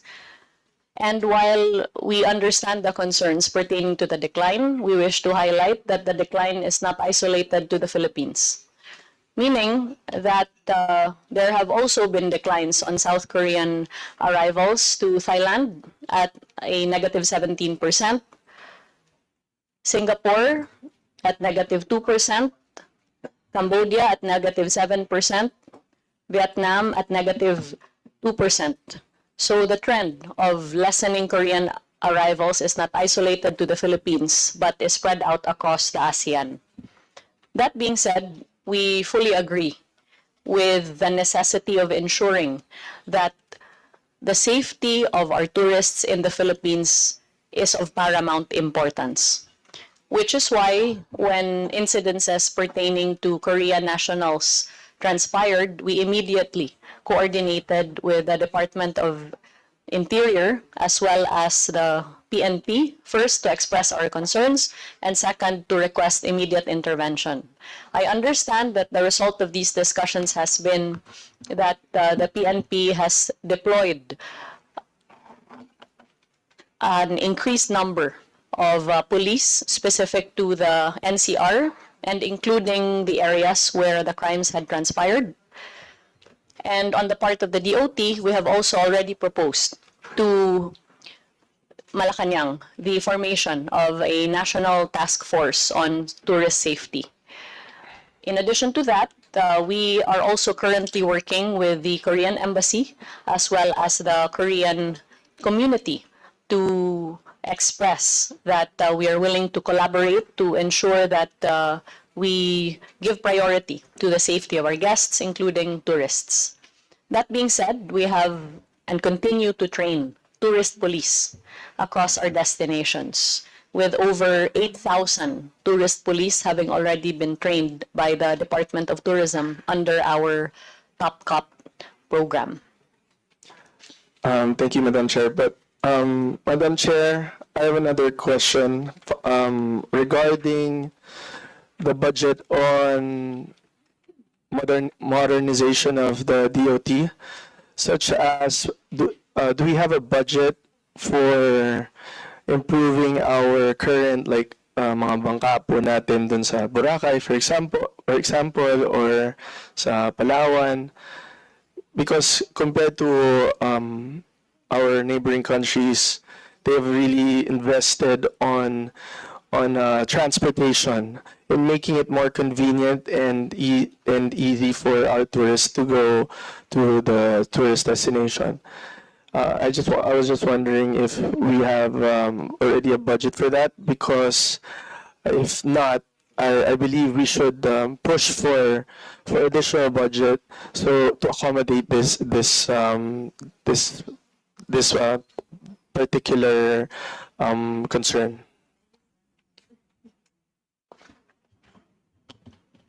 Well, to be perfectly honest, Madam Chair, our fiscal space is very tight. This notwithstanding, we have sought to provide assistance to community-based tourism organizations, such as, for example, the provision of bangkas to CBTOs based in our islands. We do that. And then we also coordinate with our regional offices to provide financial assistance where it is needed.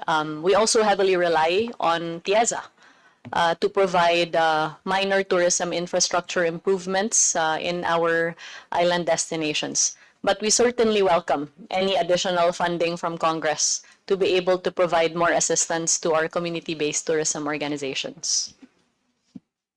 That's it for me, Madam Chair. Thank you so much.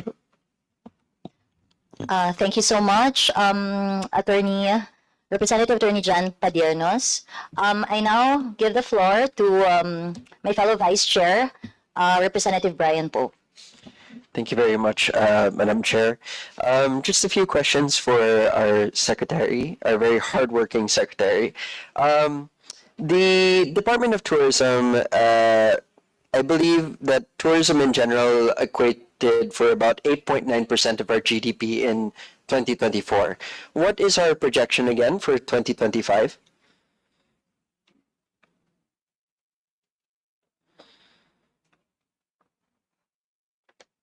Madam Chair, I yield the floor to Undersecretary Verna Buensuceso to provide the specifics on our projections.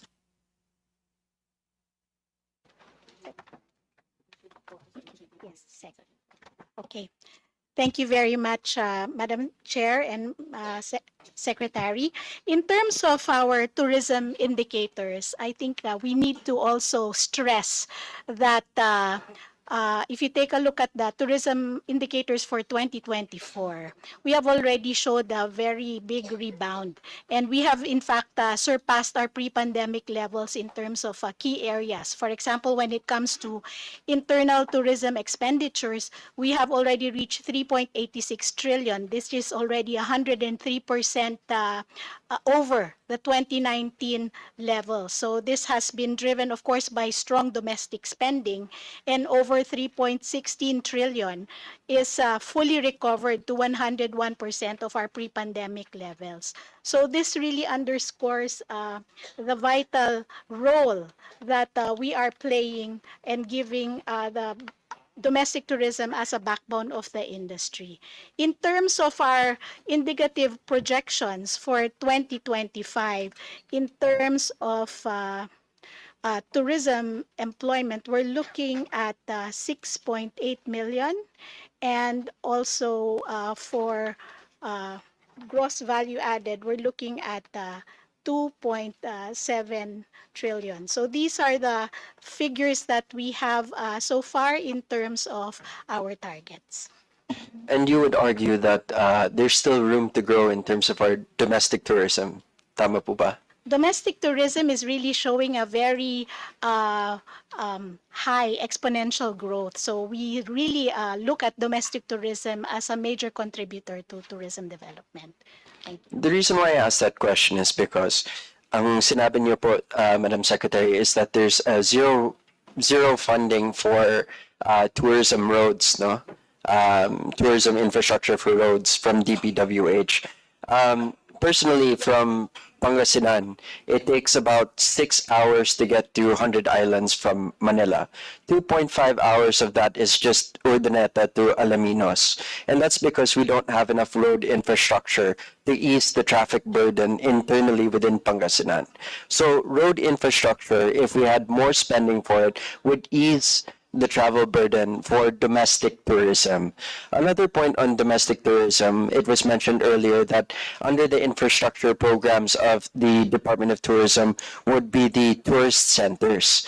Proudly presented earlier is we're on track to accomplish 100 tourism centers. A lot of our domestic travel is between ports here in the Philippines. So for example, Batangas to Mindoro.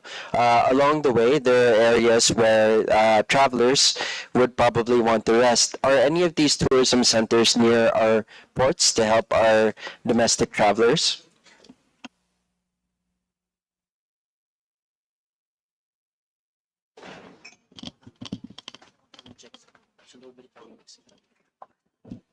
Madam Chair, we deeply appreciate Representative Po's support for investments in tourism roads, as we fully agree that halting investments in the same will quell development in the destinations. As far as the tourist rest areas are concerned, they are strategically located either at or in between tourism destinations, precisely to provide convenience to our travelers as they're traveling to and from their intended destinations. The team is looking at the full list right now to be able to specifically identify which particular tourist rest areas are situated near seaports. So in the interest of time, maybe it could be furnished to our office so that I can study it in more detail. Sinabi ko lang po yan because out of support, of course, for our domestic travel and to encourage infrastructure for DOT. My next question is, in terms of large infrastructure projects for DOT, I remember hearing about the success of our Osaka Pavilion, which was able to attract over 800,000 visitors, within Japan. I also note that in the Philippines, in convention centers or events places are big drivers of domestic travel for events. Are there any similar ticket, seeing as how successful?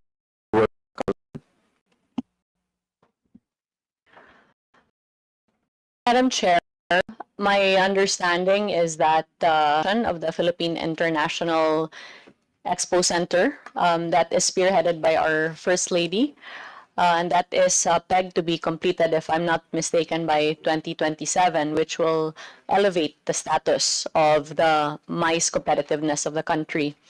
Even as government is also now in the process of rehabilitating the PICC, also led by our First Lady in preparation for the ASEAN.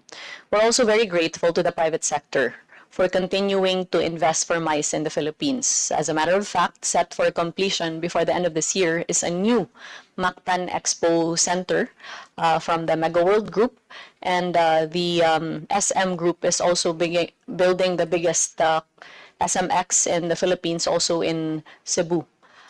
So we welcome any new investments in tourism infrastructure as far as MICE is concerned.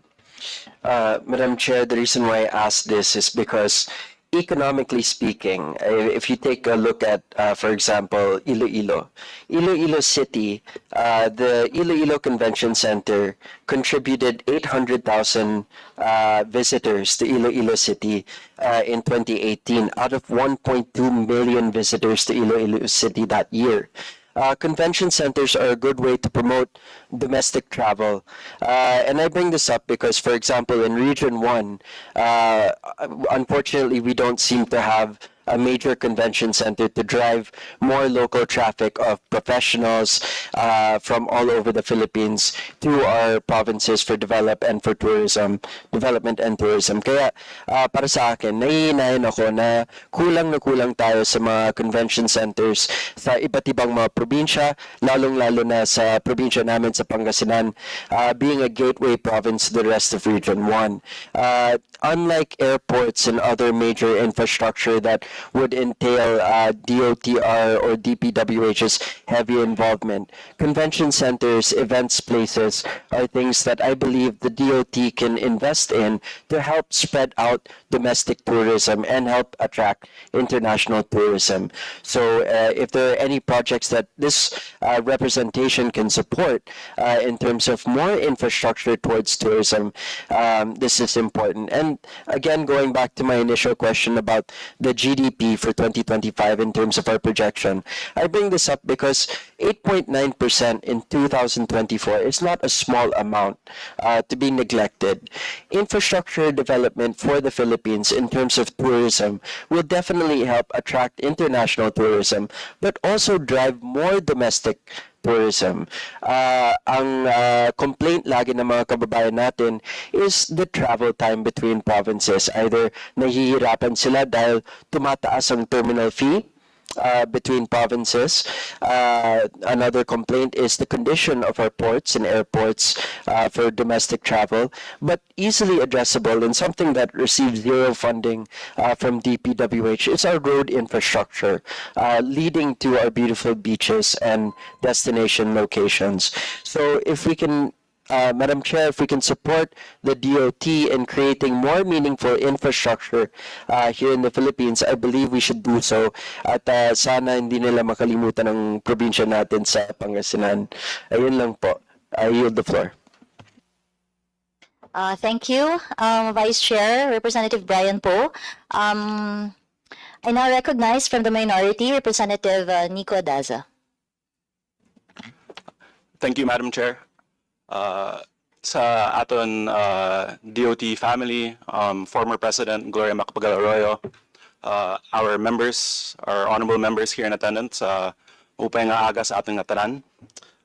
Before I start, I'd like to also congratulate the DOT family. I echo the same heartfelt congratulations as Attorney Padernos of Galing sa Puso party list, because I was fortunate to attend as well the Expo in Osaka in 2025, and it was quite a beautiful sight. I was quite proud to see the indigenous materials used in the pavilion, the interactive exhibit that integrated technology, how each region was highlighted, as well as the performances. So I encourage everybody who's here in attendance and all our fellow Filipinos to, if they have the chance and the opportunity, to visit our Philippines Pavilion in Expo.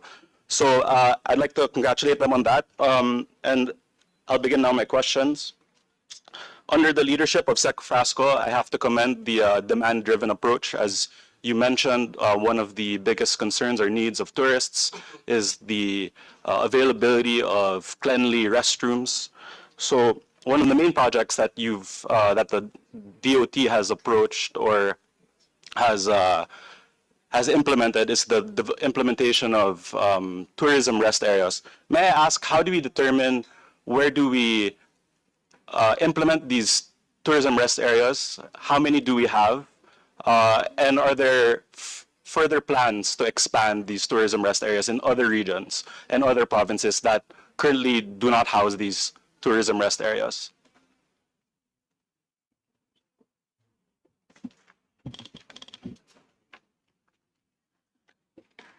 Madam Chair, we wish to thank the good congressman for his very kind words pertaining to the Philippine Pavilion. That is the result of nationwide collaboration with our regional offices, our indigenous communities, and our community-based tourism organizations, as well as our fellow government agencies, including the DOT and the TPB. That being said, pertaining to tourist rest areas, the construction of tourist rest areas is not a random decision, but rather one that is based on a clear process that begins with a request from the local government unit or the district representative, as the case may be, which is then vetted based on the dimensions that are provided to our regional offices. And once the regional office recommends that the tourist rest area be constructed, it is then endorsed by the DOT to TIAZA. TIAZA then contacts the local government unit to provide the specific documentary requirements that must be complied with. The idea of putting up tourist rest areas finds footing, first of all, in the Philippine Constitution, which requires government to provide facilities that will secure the safety, comfort, as well as the well-being of our fellow Filipinos, and on the side of tourism, of course, including international visitors as well. It has been our mandate to ensure that the tourist experience in the country is not only one that focuses on the destination itself, but the entire experience, including the journey to the destination. And therefore, backed by this legal mandate, as well as by a survey conducted among tourists that found that their number one concern was the lack of clean and decent restrooms. Then we proceeded to engage in consultations with our LGUs, our regional offices, as well as our tourism stakeholders, who had also expressed the unfortunate lack of these facilities for our tourists. And with that, we have now managed to construct around 12 tourist rest areas across Luzon, Visayas, and Mindanao. And we have also managed to break ground on several other tourist rest areas which are in various stages of construction. And the goal is eventually to be able to construct around 100 tourist rest areas in as far south as Sabtang in Batanes, as far north as Sabtang, Batanes, to as far south as Sulu and Tawi-Tawi, as far east as Eastern Samar, and as far west as Brooks Point in Palawan. Thank you, Madam Chair. Well, as the good secretary shared, perhaps with the initiative of the representative of the local district, which would be this representation, I will speak to the regional director in the hopes of hosting a tourist rest area in my province of Northern Samar. Madam Chair, for my next question, I guess quite related to the distinguished gentleman of Surigao del Norte's question regarding airfare and air traffic, but I guess not in regard to the pricing, but in terms of the bottleneck in limited capacity and the occasional congestion in NAIA or in key gateways like Mactan, Cebu. How is the coordination and joint planning between the DOT and the DOTR? And in fact, because you also mentioned the lack of infrastructure funding, tourism infrastructure, how do we coordinate with key agencies like the DOTR and DPWH? Madam Chair, as early as 2022, we had already proposed a convergence between the DOT and the DOTR in order that the DOTR may be in receipt of first the wish list of the DOT emanating from the requests of our local stakeholders from the regions to our tour operators and tourists as far as the need to improve airport and seaport facilities. That is why we signed a convergence document with the DOTR, and thankfully this has resulted in positive improvements as far as our airport infrastructure is concerned. A concrete example is the recent expansion of the Siargao terminal, which commenced subsequent to the visit of former Secretary Vince Dizon and myself to the island.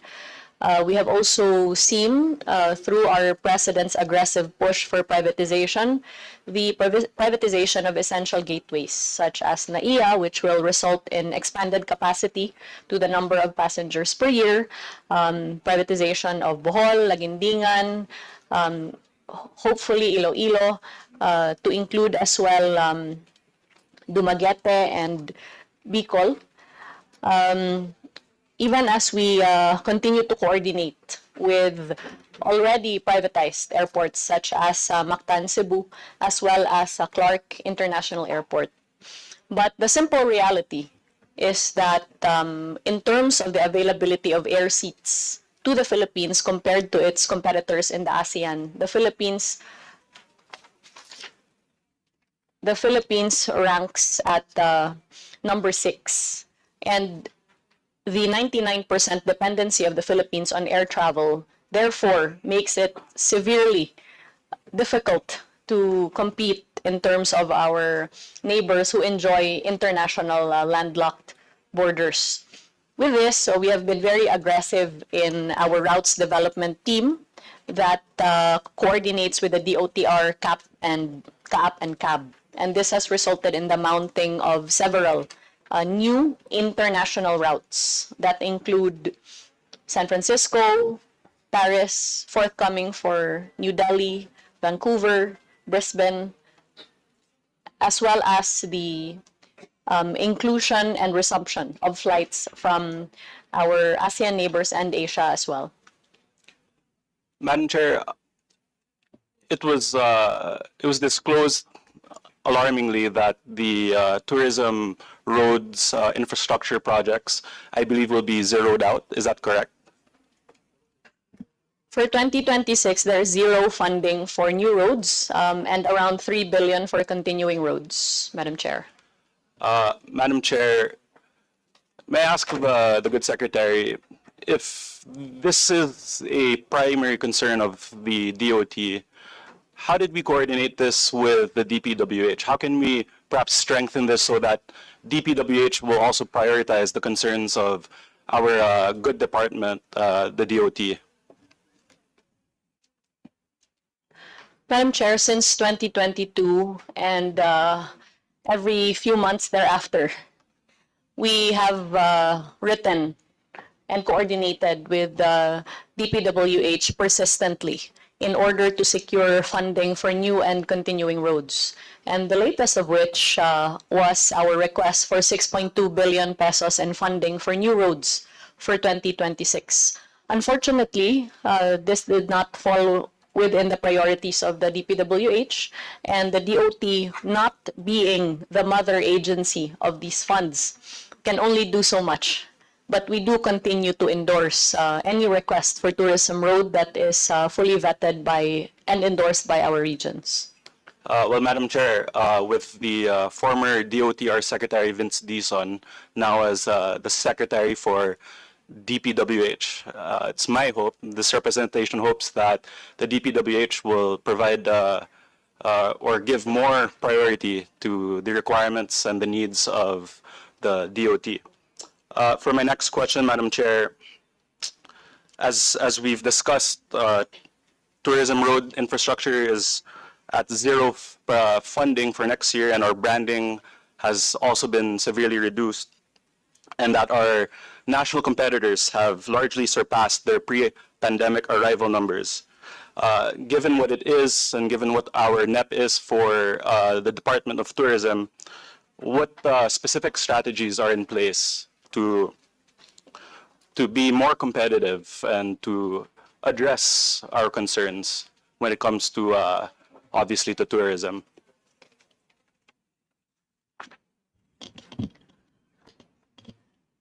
Well, first and foremost, the strategy is to plead with Congress for more funds.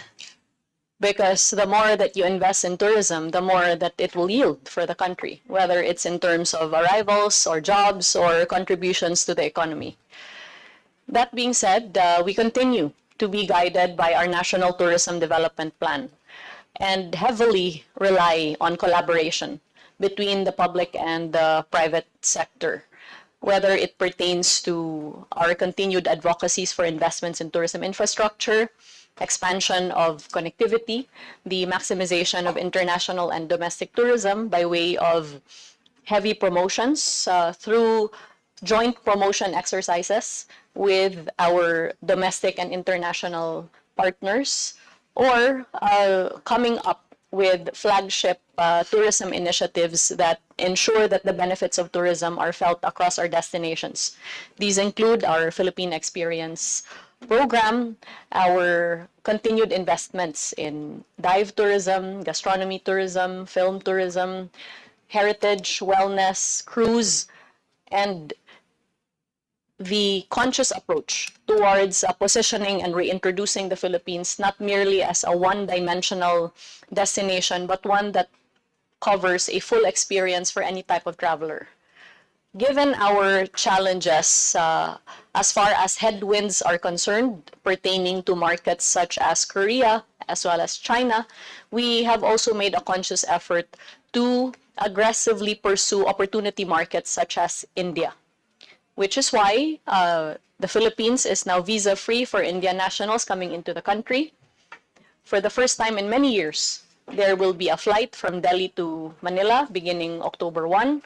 And when we were there in India accompanying the president for his state visit, we had around 13 meetings in one day, consisting of various stakeholders from airline, Bollywood, travel and tour operators, hotel investments, and the like. Since there is a projected demand for hotel rooms at around 456,000 by 2028, we also work very heavily with both TIEZA as well as potential investors and the existing private sector to increase our hotel room capacity across our destinations. And that is guided by our Philippine Hotel Industry Strategic Action Plan, which we produced together with the Philippine Hotel Owners Association.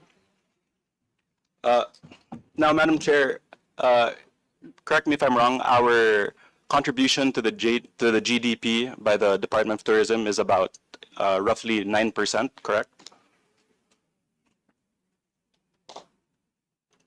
Yes, that is correct. And Madam Chair, the proposed 2026 NEP for the department is 3.7 billion pesos.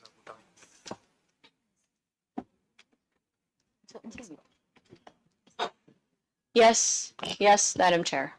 So, Madam Chair, correct me if I'm wrong. I believe the department's budget is not only so relatively small compared to other departments, but I think it accounts for half of 1% or 0.5% of the total budget.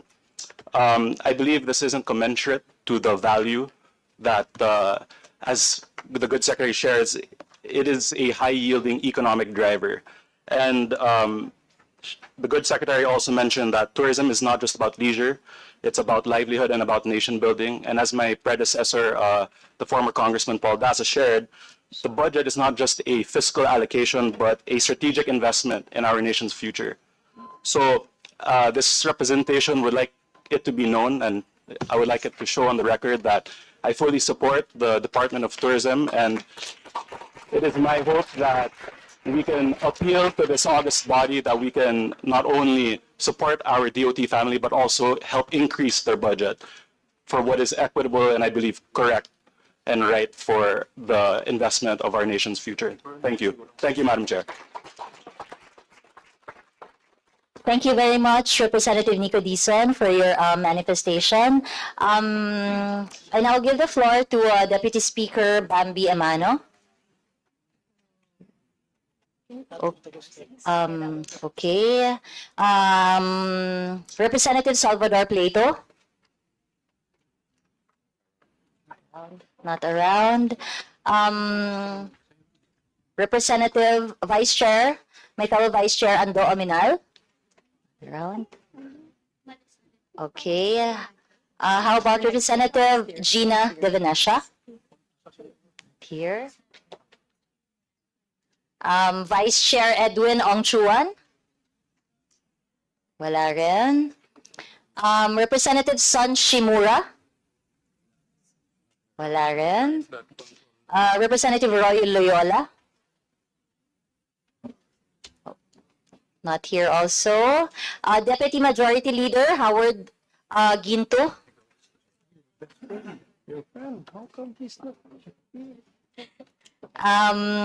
Vice Chair Carl Carey. You're recognized. Good morning, everyone. I want to express my support for increasing the Department of Tourism's budget. The Secretary's statement from last year still resonates with me. Every peso invested in tourism is an investment in our nation's future, the lives of millions of Filipinos. In 2023, the Philippines generated around 760 billion in income from inbound tourism, a 9.04% increase from 697.46 billion. Eastern Visayas also alone contributed 39.33 billion due to effective branding and promotions. The department succeeded with a budget of only 2.6 billion for the fiscal year 2024. The President recognized the importance of tourism branding and promotions by restoring the proposed 500 million budget, which was later reduced to 100 million in the 2025 GAA. I hope this does not happen again.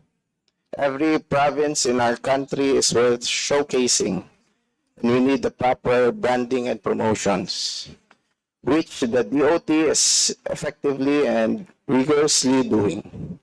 The Department of Tourism is doing a great job. Thus, I strongly support not only maintaining but increasing the budget of the Department of Tourism. Thank you.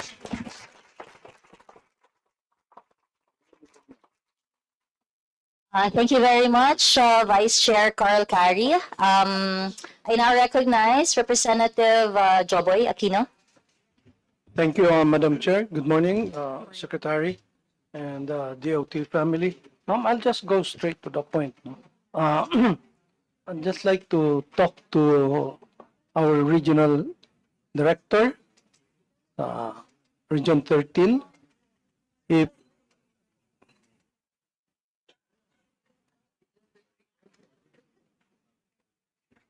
yeah, I seldom see her. Actually, ma'am, iniwan niya to sa akin kahapon. Ang dami. Pero sa trip ito. But I'm only asking for a very minimal, very little amount. No? Sayang lang, hindi kami nagkita. My problem is, again, why only during budget period nakikita akong director namin? This is one thing, it is my partner. No? This is one thing I really don't like. Para mang yung pagkailangan ng tulong mo, papakita sa'yo. No? So, sana wag naman ganon. No? Oh, very simple lang yun. Wag lang ganon. Sana nakikita ko rin kahit paano. Thank you, ma'am. That's all.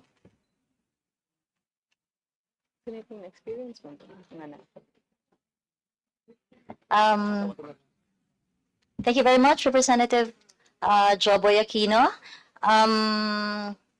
I now recognize Representative Javi Benitez.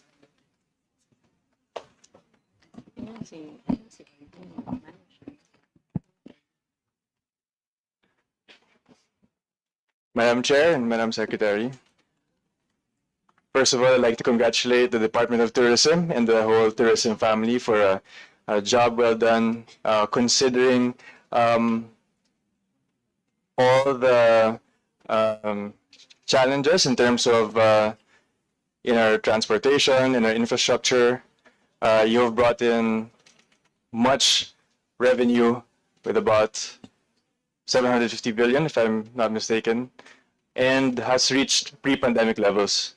So first I'd like to ask, what is the role of the Department of Tourism when it comes to transportation and infrastructure?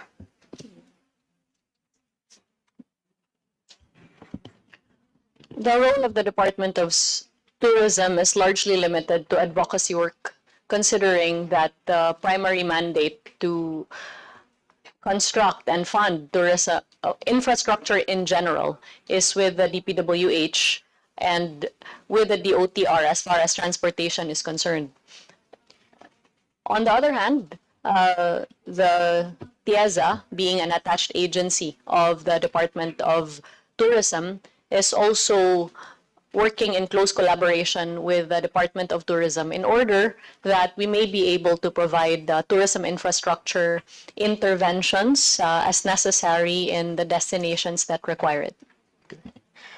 Madam Secretary, do you feel that it's unfair at times that when they say that it's primary because of the Department of Tourism, that there's a lack of tourist arrivals in the country?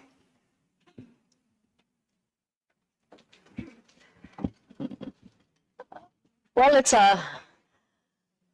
we accept our role as our country's chief promoter and developer of tourism. But this role is by no means one that is born only by the DOT. Because for tourism to work and to truly flourish, it does not just require funding, it also requires all the other elements of tourism, from infrastructure to connectivity, to safety and security, to visa facilitation and ease of entry, and many other requirements, all of which are completely outside the mandate of the Department of Tourism. So, Madam Secretary, how did you and the Department of Tourism make these gains considering those challenges? And very good accomplishments at that. With very great difficulty, but with much gratitude for the close collaboration that we have had with our fellow government agencies, our local government units, our regional offices, as well as our very, very supportive private sector partners. The work of tourism development is a collaborative one, and we have sought as much as we can to reach our hand of collaboration to as far as it can across our nation in order for tourism to thrive. Madam Secretary, aside from the tourism infrastructure, I also want to go to the branding, as was mentioned earlier. I always believe that what Mayor Bloomberg once said when he was president of the mayors in the United States of America. He mentioned that for any new administration, you should invest in tourism because it brings in not only the cold cash, but it also invites better branding and promotions for your own locality and your own country. Madam Secretary, tourism is one of our highest multipliers, and each foreign visitor spends over 110,000 on average in a country. Yet, despite this, Madam Secretary, Congress has cut promotions budget from 1.2 billion in 2023 to 200 million in 2024, and further down to just 100 million this year. At the same time, our ASEAN neighbors are outspending us heavily in tourism promotion. So, with only 100 million in promotions, do you believe the department has enough resources in competing in attracting tourists, especially compared to other neighboring ASEAN countries that have high spending in branding and promotions? No, Madam Chair, the Philippines is at a severe disadvantage.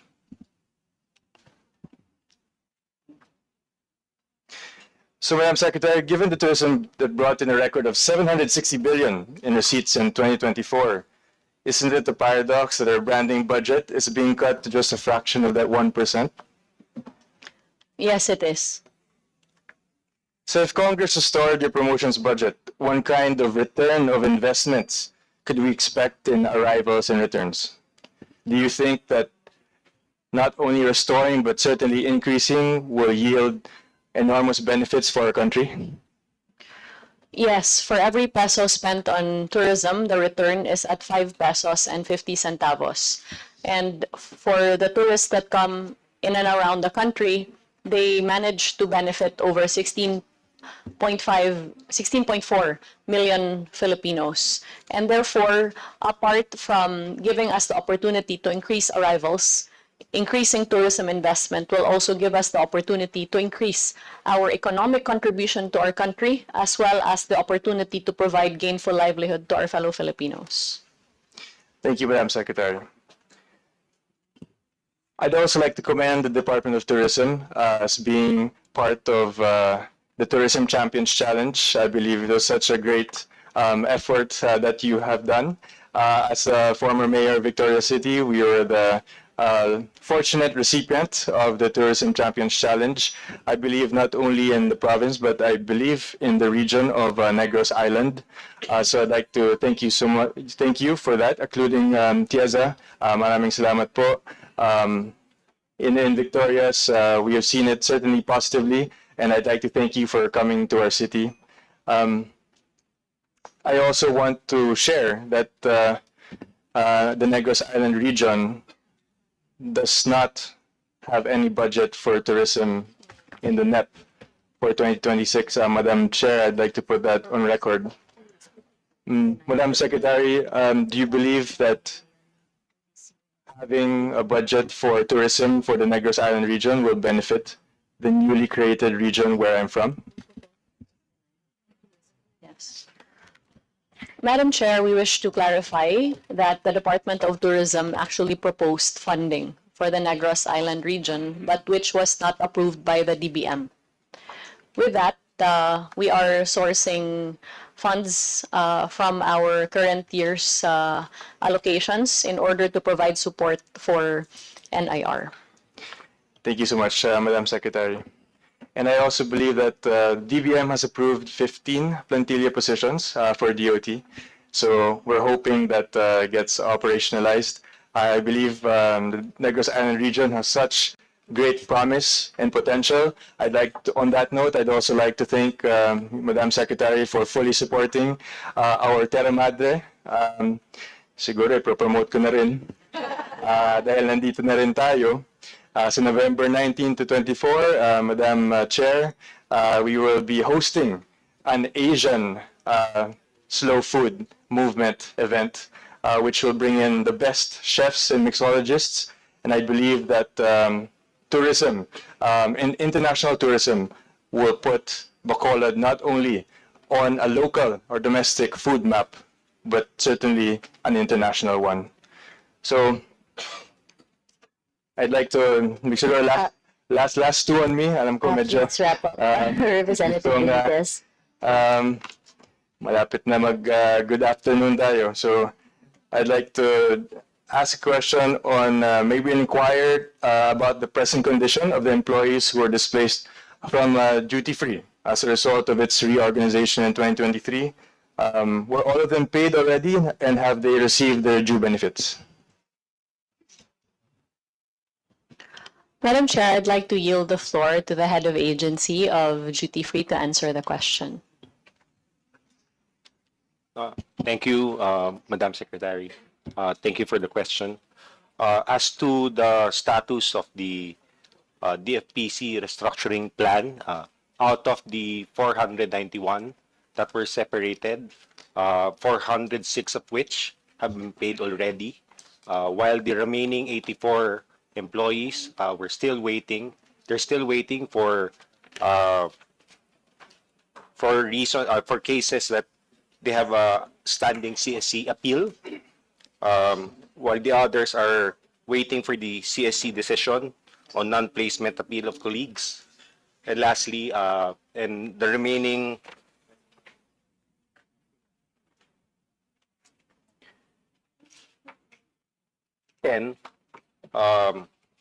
they're waiting for the GSIS clearance.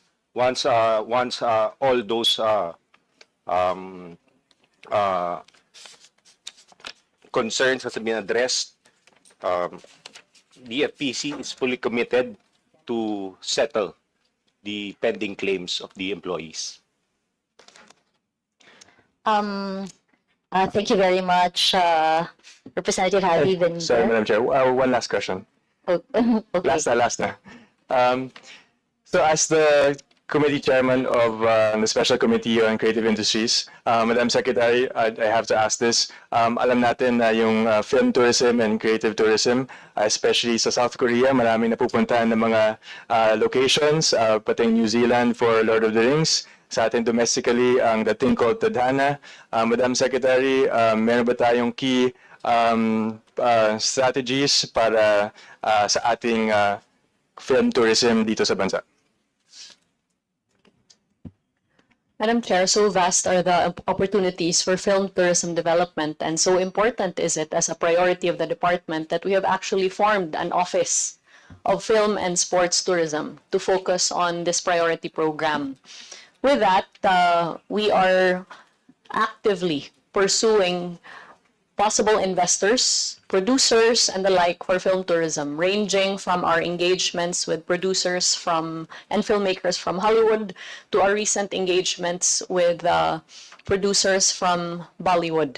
At the same time, we are also working with the Film Development Council of the Philippines, with whom we have a MOA, as well as TIEZA, in order that the Create More Act, which lodges upon TIEZA the mandate to be a tourism investment agency, would provide opportunities for potential investors in film tourism to avail of the benefits of investing in the creative industries in the country, as long as they partner with a local producer. So this is an ongoing facilitation and collaboration on the part of the Department of Tourism. Okay. Madam Secretary and the DOT family, maraming salamat po. Madam Chair, this representation would like to manifest that the Department of Tourism not only needs its budget restored, but certainly increased for the benefit of our nation. I believe that with what is going on amongst our ASEAN countries, this is a bright spot for the Philippines. So maraming salamat po. Thank you. Thank you so much, Representative Javi Benitez, for your support for the increase of the budget of the Department of Tourism. I now recognize Deputy Majority Leader Marlene Agabas. I now recognize Vice Chair Roger Mercado. Thank you very much, Madam Chair. I think this is the last interpellation that you will hear, because we will now terminate and approve your budget.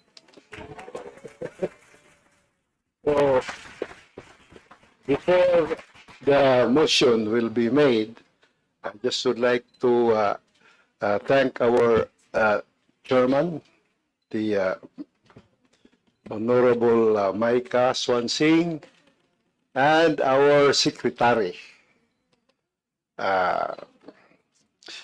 Cristina Garcia Frasco, and the undersecretaries, the assistant secretaries, the heads of the different agencies under the Department of Tourism, my colleagues, good afternoon.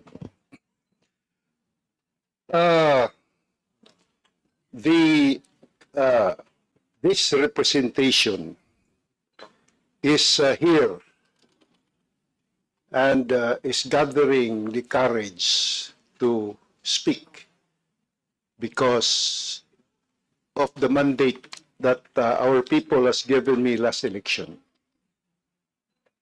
It would be unfair to our province if I will just be sitting here and without any discussion or sharing of ideas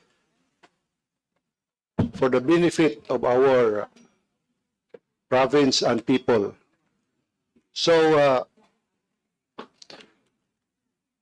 we would like to improve and even increase the income of tourism for our country. It's just a matter of promoting and developing the other areas of our country, ma'am. You know, the secretary is very close to us. My colleague, her mother, Governor and Congresswoman Gwen Garcia is very close to us. And we are mga Bisaya kami. And I was really impressed by the secretary because I was sitting beside at the back in the plane when from Manila to Cebu, and she was with her family. Her son was crying, and the good secretary went to the son and comforted her son. And I feel that, and I can say that the secretary is one woman who has a heart, a good family woman, and the department or even the country is in safe hands with Secretary Cristina Garcia Frasco. Ma'am, our vision for Southern Leyte is T. It might be it or it might be ATI. Stands for tourism, environment protection, and agriculture. We believe that we can be empowered, independent, and self-reliant as a province and can contribute to the economy of our country. We are the gateway actually to Mindanao, Southern Leyte. No? There is and we are also the gateway going to Luzon. I would like again to thank the Secretary for visiting us recently in Silago. We are very honored, although I was not there, but I can see from the Facebook that you really tried to help us, ma'am. So, with this vision and considering that we really want to stand on our own, no? We do not want to be a baggage to our country. I just would like to first ask our colleague to increase and help the Secretary of Tourism and the department maintain or even increase the budget of our department. Me as the one of the vice chairman, I will try my best, ma'am, as Bisaya also, since we are all Bisayans here, we are all Filipinos, by the way, we will support. I am always present in every hearing since the start of the budget hearing. I am always present because I want to learn and I want to hear the situation of our different departments. I know that there are departments who has a big budget, but they are just wasting their money. And I know that the Department of Tourism, the Department of Human Settlements and Urban Development, and other departments which are very important to our people, has only a meager budget. Just imagine 3.3 billion compared to trillions in one department only, 800 billion. So we cannot really ask for more. We just have to help each other. And rest assured, ma'am, that Southern Leyte will contribute and help because we have the Limasawa Island, we are the gateway. We have one of the best diving site of the world in Pantao, San Francisco, the Sugod Bay. In fact, it was just recently proclaimed by the President last Friday, the Panaon Integrated Seascape, where we protect marine resources and we preserve the corals and the ocean. We are environmentalists. No? Perhaps just try to maybe listen and support our Director Karina Tupis. She's really good and she's trying hard. Kunting push na lang, ma'am. Representative Mercado, please wrap up. Yes, you. ma'am. Wala, tapos na bang 5 minutes ko? Yes, yes. Uy, ganun ba?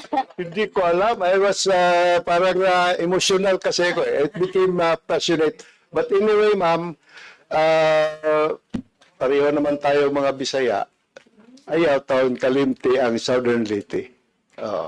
And I would like also to thank Dr. Mark Lapid for helping us in our projects, memorial monuments of Magellan in Limasawa and our historical heritage parks in Southern Leyte. We have beautiful churches. Yeah, the Escaños are there. Our cathedrals are very nice, and we are developing our airport. Perhaps you can assign our retirement authority officer as our parang maninong or adopted son. Or you adopt Southern Leyte, sir, because of your experience. I know that your experience is very important, and you should be given the chance to go around the Philippines and see how we can improve our facilities, hotels and resorts. And also, Sir Humapaw, all of you are welcome to Southern Leyte. So, ma'am, regards to Governor and Congresswoman Green, we love you. Thank you very much. Thank you very much, fellow Vice Chair Roger Mercado, for your manifestation and support for the budget of the Department of Tourism. May I now recognize fellow Vice Chair Edwin Ongchuan. Thank you, Madam Chair. Pleasant good afternoon, good morning to our colleagues here in Congress. To DOT Secretary Cristina Frasco and to the DOT team. Medyo nagulat po ako ngayon lang nung nakita ko si Secretary.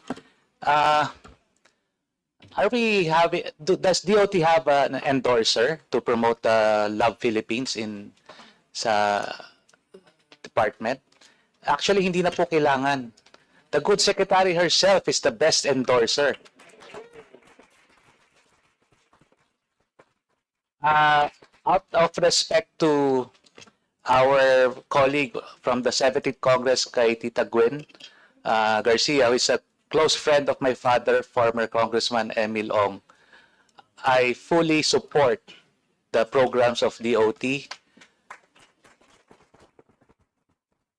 In fact, gusto ko lang po ma-clarify, maibalik sana po yung tourism roads infrastructure program back to DOT. I heard parang napunta po sa DPWH, who is currently encountering certain issues on hand.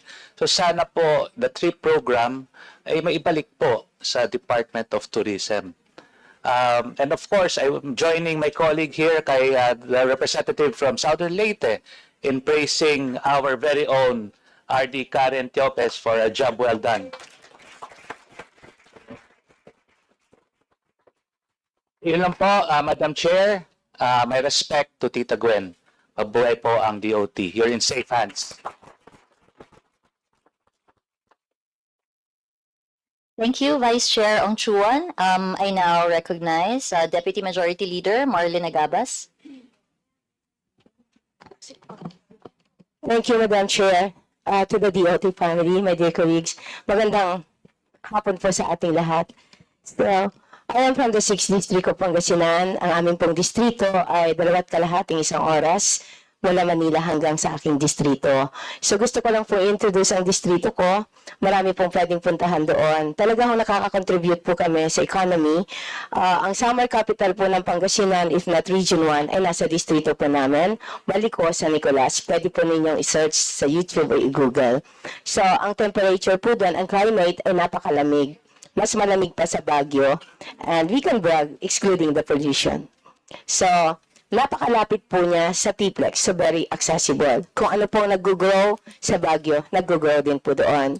That's in San Nicolas. Pagpunta po natin sa Tayog, siguro po narinig niyo naman po yung Sunflower Park before. So ngayon po, kilala rin siya sa magandang plaza niya. Ngayon, meron din po kaming dipalo sa San Quintin. Last week lang po, this Saturday, meron po na-record na 5,000 in a day na tourist na dumating. So, may man-made at saka may natural na falls po doon. Nandun din po sa distrito ko ang San Roque Dam, the second biggest dam in Asia, the 16th biggest dam in the world. Andun din po ang Asingan, wherein nandun po ang ancestral house ng ating dating presidente, the pride of Pangasinan, former President FBR. So, meron din po yung Balungaw, wherein I think the second, if not the biggest or the longest zip line is located. At nandun din po, if not the biggest in Region 1, na coffee plantation. So meron din kami Umingan, may mga falls din po doon. Meron din po sa Santa Maria, sa Rosales. So, what I mean to say is, napakaganda po ng potential ng aming distrito, considering na napakalapit din po sa Manila. So, Madam Chair, I know, medyo limited po yung pondo po ninyo. Pero kanina po, I discussed my concerns with your ASEC at nagpapasalamat po ako na nag-commit naman po sila. Last week, actually, pinuntahan na po nila. So, sabi ko sa kanila, I take your words. Kasi plano ko pa sanang i-show din sa inyo kanina yung video ng aming distrito. But I know, medyo kulang na po tayo ng oras. So, umaasa po ako. Nangangailangan po kami ng TRA, lalo't-lalo pat. Ang dami po talagang dumarating sa Maliko, sa Dipalo. So, at saka iba pa mga facilities natin na kinakailangan po ang tulong natin. So, gusto po namin talagang maramdaman ang tulong din po ng DOT sa aming distrito. So, again, I will have your words. Kinausap ko po sila lahat. Si Engineer Gregory Oler, si Atty. King Joshua Boyon, kinausap ko rin po si COO Mark Lapid, kinausap ko rin po si Asik Ronald, si Asik Glenn. So sabi ko sa kanila, magkikita tayo next budget hearing, kaya kailangan mag-deliver din kayo sa distrito ko, kaya po sa kanila. So again, congratulations po sa ginagawa ninyo sa DOT. Makakaasa po kayo ang ika-6 na distrito ng Pangasinan, nakasuporta po sa budget ninyo. At kung kinakailangan po ng dagdag, nandito rin po kami nakasuporta sa inyo. Madam Chair, thank you very much. Thank you very much, Deputy Majority Leader Marlene Agabas. I now recognize Representative Nina Lacson. Thank you, Madam Chair, Madam Secretary, Department of Tourism, Family, distinguished colleagues, good afternoon. I would like to go ahead and put on the record right off the bat that I fully support increasing the budget of Department of Tourism. Especially, I believe, because the more revenue we bring in from tourism, the more we'll be able to help alleviate the tax burden po ng mga Pilipino. So, super important po sa akin to, help the Filipino people. I have 3 topics question po. The first one is a fun one in regards to food tourism. Based on the NEP, 75 million is allocated po for gastronomy. Can you expand on exactly what po that entails? Kasi currently, right now, the Philippines does not have any Michelin star recognition for our restaurants. And napakasarap po ng food natin. And even the renowned chef Gordon Ramsay even said he quoted when he visited this last earlier this year na Philippine cuisine is like the Sleeping Beauty of Asia. So I wanted to ask what are what's included in that gastronomy expenses and what's the plans for bringing Michelin stars recognition. Thank you, Madam Chair. Gastronomy tourism is now part of the national tourism strategy of our country, as it is clearly identified under the National Tourism Development Plan. And therefore, we've made very concrete efforts to push for gastronomy tourism for the Philippines, beginning with hosting the United Nations Tourism Regional Gastronomy Tourism Forum for Asia and the Pacific in Cebu, which resulted in the endorsement of the Cebu Call to Action on the sustainable development of gastronomy tourism. Shortly, in a few months, we are hosting the Terra Madre Asia Pacific in Bacolod, which will push for sustainable gastronomy tourism development. And we have also made very concrete measures to ensure that the global spotlight on the Philippines is flashed through the arrival of the Michelin Guide. To give you the specifics on the application of the expenditure proposed for gastronomy tourism, I yield the floor to Undersecretary Verna Buensuceso. Thank you, Secretary, and thank you, Madam Chair. With regard to the Philippine Culinary Guide Selection and Activation Program, this is really part and parcel of our initiative to develop and promote gastronomy tourism in the country. We always say that our food sometimes is our best kept secret, but now it's the time to come out and really promote what we have, the diversity of culinary tourism offerings that we have all across the country. So the idea here is really to amplify the Philippines' culinary excellence and promote the country as a food and gastronomy destination. Our idea is also to promote awareness among our food and gastronomy tourism stakeholders on standards, that will make us world-class and align us with the various culinary destinations of the world. So the idea here is really to launch a culinary guide based on various criteria that make us world-class.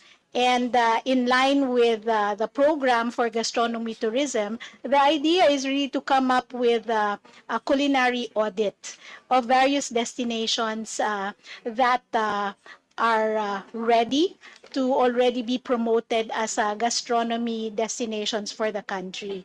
And the idea is also to come up with a culinary guide selection and activation program. So the idea here is year on year, you will expand the destinations that will be looked into for gastronomy tourism promotion. So this is a program that we are doing, of course, in collaboration with our stakeholders in food and gastronomy tourism industry, and also our regional offices and regional directors, along with other partners in the private sector. Madam Chair. Thank you. Okay. Thank you. Thank you po, Madam Chair. Madam Chair, my last question po is in regards to educating and learning more about the other regions of the country besides our beautiful beaches, because from my understanding, most of the tourists here coming to the Philippines, what we're recognized for is having one of the best beaches in the world. Correct naman po to, pero napakaganda po lahat ng buong Pilipinas.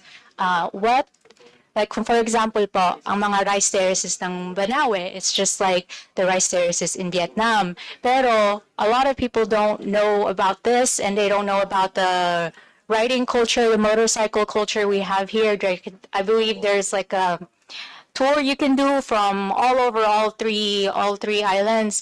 Pero hindi po ito na-promote. Ang tanong ko po, Madam Chair, is there a campaign or a promotional campaign po on how to bring this out and market it to the rest of the world? I know we have the Love tour, campaign, and I love the pamphlets. Whoever designed those colorful pamphlets, I really commend them. Pero yes, you po, Madam Chair, that's my question po. Thank you. Madam Chair, for the tours all over the country, we have a program for that. Yusek Verna can explain our Philippine Experience program started by the Administration Secretary Garcia Frasco, and for our motor tourism, CEO Marga Nograles of TPB can expound on it, Madam Chair. Thank you. Okay, thank you so much, Madam Chair. Let's yield the floor. Thank you very much, Madam Chair. In relation to the diversification of our tourism product offerings and also equalizing opportunities across the different regions of the country, one of the flagship projects that our Tourism Secretary introduced is what we call the Philippine Experience Program. So these are basically culture, heritage, and arts caravans that guide us through the different regions of the country, highlighting our culinary offerings, highlighting culture and heritage offerings, highlighting wellness spots, looking at our indigenous communities, and taking a look at various nature-based cultural heritage destinations. So over the past years, we've been able to visit almost all the regions of the country. We're just lacking 3 more regions for the first round of these offerings. And for us to be able to make sure that this program is adopted, we invite our national tour operators to join us for them to develop the tour packages, and along with online travel agencies like Guide to the Philippines and also Klook. And so if you take a look at their platforms, you will see quite a number of Philippine experience programs that are already being sold. So this is our area. This is the idea, to diversify all these product offerings for tourism and cover the entire sphere of the nation. Thank you, Madam Chair. Thank you, Representative Lacson. I now recognize Representative Aniela Tolentino. I now recognize Representative Munir Arbison.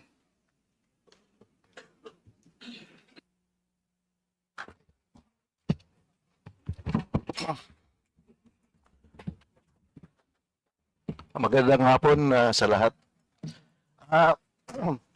In view of the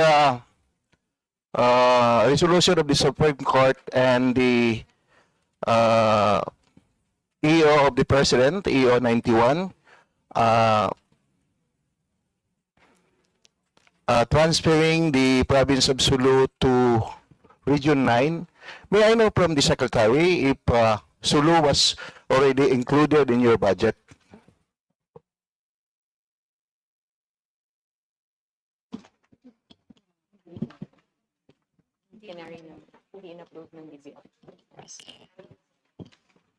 Madam Chair, we can confirm that given the Supreme Court decision, we did propose to the DBM funding support for Sulu's inclusion in the Region 9 office of the Department of Tourism. However, this proposal was not approved by the DBM.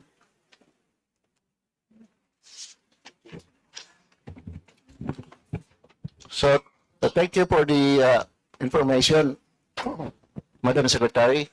So, in view of this, of non-inclusion of the province of Sulu in the budget of the DOT, this representation would like to manifest that the budget of DOT be increased. Okay. Maraming salamat.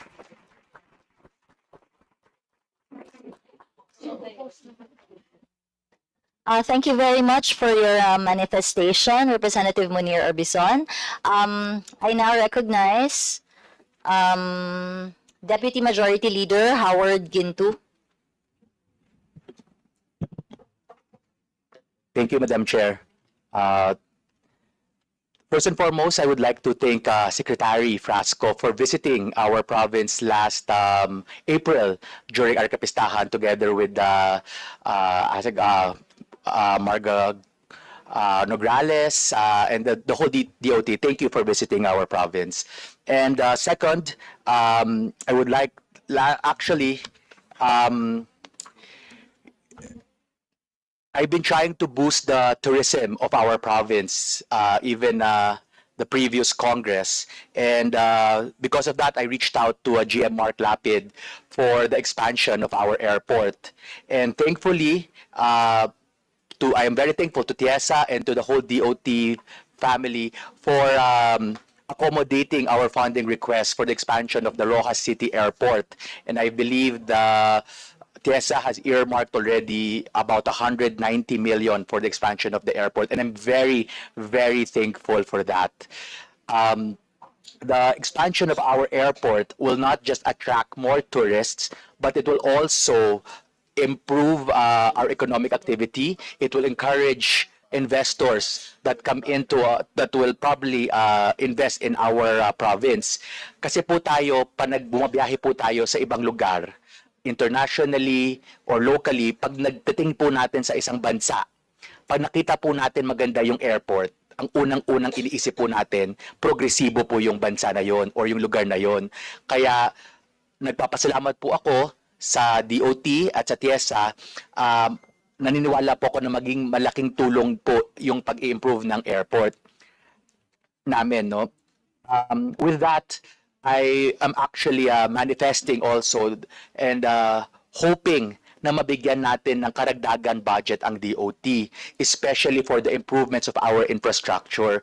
As nasabi ko nga po kanina, pag na-improve po yung ating mga gateways, hindi lang po ito for the tourism, no? Hindi lang po para sa tourism. It has a very vast ripple effect, no? Ang mga negosyante, not just locally but even abroad, may potentially invest in our provinces. So with that, I would just like to manifest and thank the DOT family and the Tiesa for spearheading the improvement of our Rojas City Airport. Thank you. Thank you very much, DML Howard Ginto. For the second round of questions, interpellations, I now recognize Representative Rene Co. Not here. Representative Brian Poe. Last but not the least,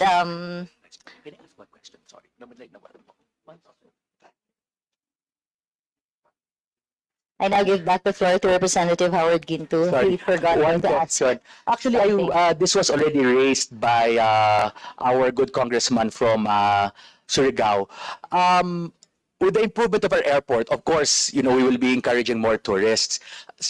Madam Secretary, you mentioned that there are such laws that have been crafted and with partnership with DOTR that will possibly lower the fees or the fare tickets. Is it possible, although you mentioned earlier there's a law already that restricts international or foreign companies to operate domestic routes, is it possible that we may consider bringing in international carriers to operate our domestic routes to create some sort of competition that may entail lowering airport, travel fees or airport, what do they call it, plane fares?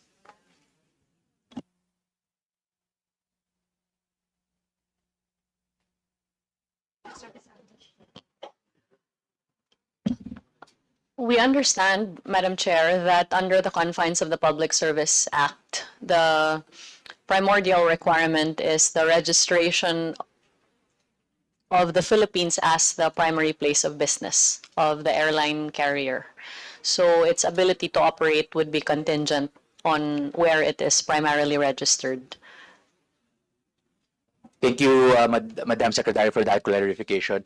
Well, I guess we'll just wait for the further talks with the DOTR and the other agencies on how we can perhaps provide a cap on the fares. And I'm also very thankful that you mentioned earlier about publishing the rates and creating some sort of transparency wherein what the rates should be considered depending on peak and off-peak season. So that will really help us explain to our constituents regarding the cost of fare tickets. Kasi nga po nabanggit nga kanina ni Kong, baka po yung iba nag-check, pag na masyado na mahalan, they will just say na, wag na tayong pumunta dyan, mag-Hong Kong na lang tayo, baka mas mura. So malaki pong tulong yon kung makakagawa po tayo ng programa or baka batas if needed that will help us regulate the price of airline tickets. Maraming salamat po ulit, Madam Secretary, and to the DOT family. DOT family, thank you. Thank you very much again, DML Ginto. And last but not the least, I would like to recognize the chair of the Committee on Tourism in the House of Representatives, Representative Eliandro Madrona. Thank you very much, Madam Chair, Madam Secretary, DOT family. Good afternoon. Alam niyo po, I had been observing previous committee hearings on the appropriation of the Department of Tourism. We were here last year, previous years, and I will be very frank, if not all, everybody among my peers were supportive of increasing the budgets. Nakikita mo po kasi nila yung kakulangan ng budget. I mean, you're making a lot of accomplishment, but yet you're only living or thriving on a very minimal budget. Well, the most that we could do, I will have to be frank, is to propose to the Committee on Appropriations. But, Madam Secretary, most of the questions, if you will note, of our members are regarding tourism, roads leading to tourism, etc., etc. So my question is very simple. As chair of the Committee on Transport of Tourism, do you think that all of these problems that we are encountering, seeking additional funds for the roads, but yet we're not being given the importance, or it's being given, the discretion is given to other departments, could be corrected by amending our Tourism Act of 2009? Yes, Madam Chair, revisiting the law to ensure that the Department of Tourism is fully equipped with the powers and the resources that it needs to maximize the potential of Philippine tourism is definitely one that we submit for legislative consideration. Thank you very much for that, Madam Chair, Madam Secretary. So, as I discussed initially with your officers before the this meeting, our committee will be expecting you to submit your proposal. Rest assured that the Committee on Transport of Tourism this time, in conjunction with the Committee of Tourism in the Senate, will work very, very hard and expeditiously to change or rather amend the, well, it's my understanding there's a problem really in the Tourism Act of 2009. We'll do that and fast track it. And of course, as chair of the Committee on Tourism, you have my full support. Whatever we can do to increase your budget, we will push for additional discounts. Thank you very much. Thank you very much to our chair of the Committee on Tourism, Representative Leandro Madrona. Since we've been here for a few hours now, I would like to suspend the briefing for a few minutes. No? Baka may gustong mag-break muna for a while. This briefing is suspended.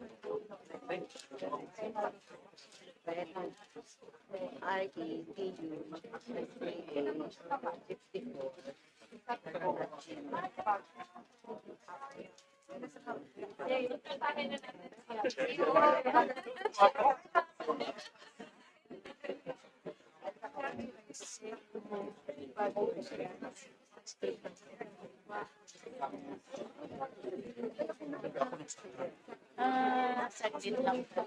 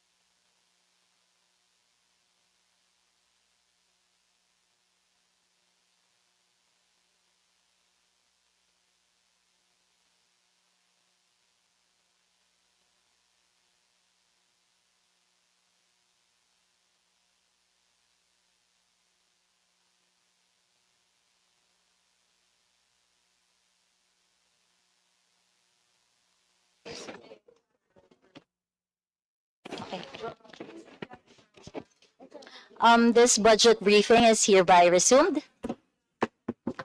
May I now recognize Representative Marlo Bancoro for his interpellation manifestation.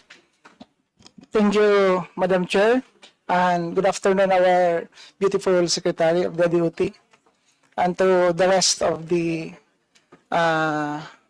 staff.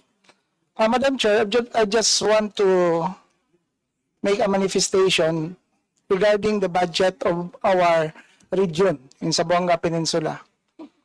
In the year 2023 po, Madam Chair, our budget is 37,255,000. And in 2024, our budget is 32,126,000. In the year 2025, our budget is 34,302,000. Considering the situation, Madam Chair, that our region has, because of the latest ruling on the Supreme Court, that the province of Sulu is already part of Zamboanga Peninsula. So I believe, Mr. Chair, that it would be prudent and proper that we should increase the budget intended for Region 9, considering that there are already 4 provinces covered in our region. So if the chair will consider that, perhaps we are very much happy for that, Mr. Chair. That's only my manifestation, Mr. Chair.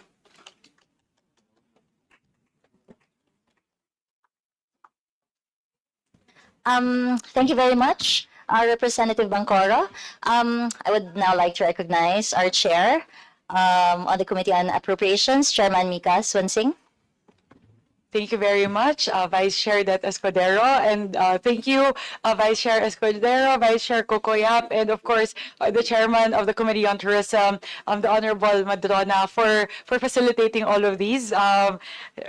Medyo staggering po sa amin yung speed by which you were able to go through the 20 interpollators. So it speaks of how well they were able to manage today's budget hearing for the Department of Tourism. So I would like to commend our two vice chairs as well as the chair of the Committee on Tourism. Thank you very much po for facilitating the hearing today. To wrap up lang po, before we terminate the hearings, I'd like to, I guess, delve deeper on some of the concerns that were raised during the duration of the budget hearing. So the first po that was raised is the funding for Trip C. So it seems like for the FY 2026 budget, only the continuing projects have been funded and there were no new appropriations that were put in place for Trip C. So before we go ahead and expound further, I'd like to get the confirmation of the Honorable Secretary Cristina Garcia Frasco, if that's really the case po. What's the current funding level for Trip C and what are the projects that are currently funded in the FY 2026 NEP or currently GAB po?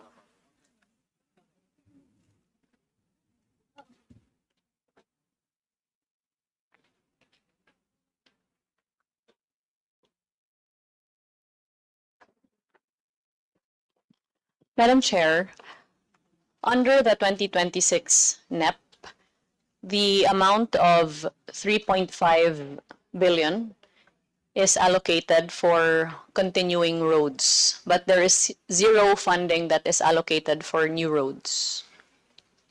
So 3.5 billion for continuing and zero for new roads. Is that correct?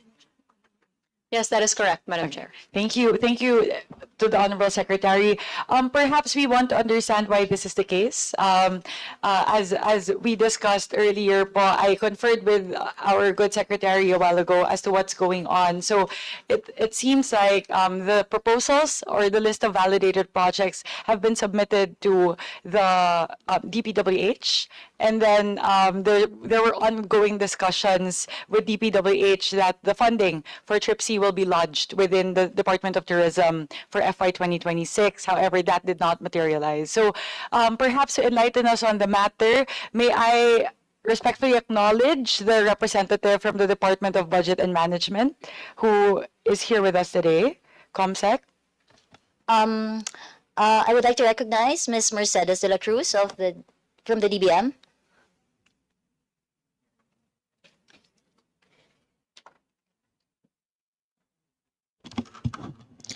Good afternoon po, Madam Chair. I'm Mercy de la Cruz po from Budget and Management Bureau A. Ms. De La Cruz, thank you very much for being here today. We're just hoping to be enlightened on the matter. So as per the guidelines, how does it go, like in terms of the funding for the Trip C? So does the prerogative lie solely with the DPWH as to which projects would be funded and which won't be funded within the Trip C? Yes, ma'am. The DPWH could, it depends on the prioritization of the DPWH within its budget po. So it's really, funding for the Trip C is pulled from the ceiling of the DPWH. Is that the case? Yes po, ma'am. Okay. So no intervention from DBM, or there are no criteria? Based on the RA 9593, the DOT must coordinate with the DPWH on the identification of projects to be funded under the TRIP. So walang commitment as to whether, if there's a ratio between continuing appropriations or continuing projects vis-a-vis new projects? No, ma'am. So it solely lies with the DPWH, and it's solely the prerogative of DPWH to decide. DPWH and DOT. DOT. But as mentioned by Secretary Frasco, they have already reached that agreement that a certain number of new projects will be funded. So that did not materialize po. Yes, ma'am. As what Secretary Frasco have said a while ago, that we defer to the input or of the DPWH on their prioritization.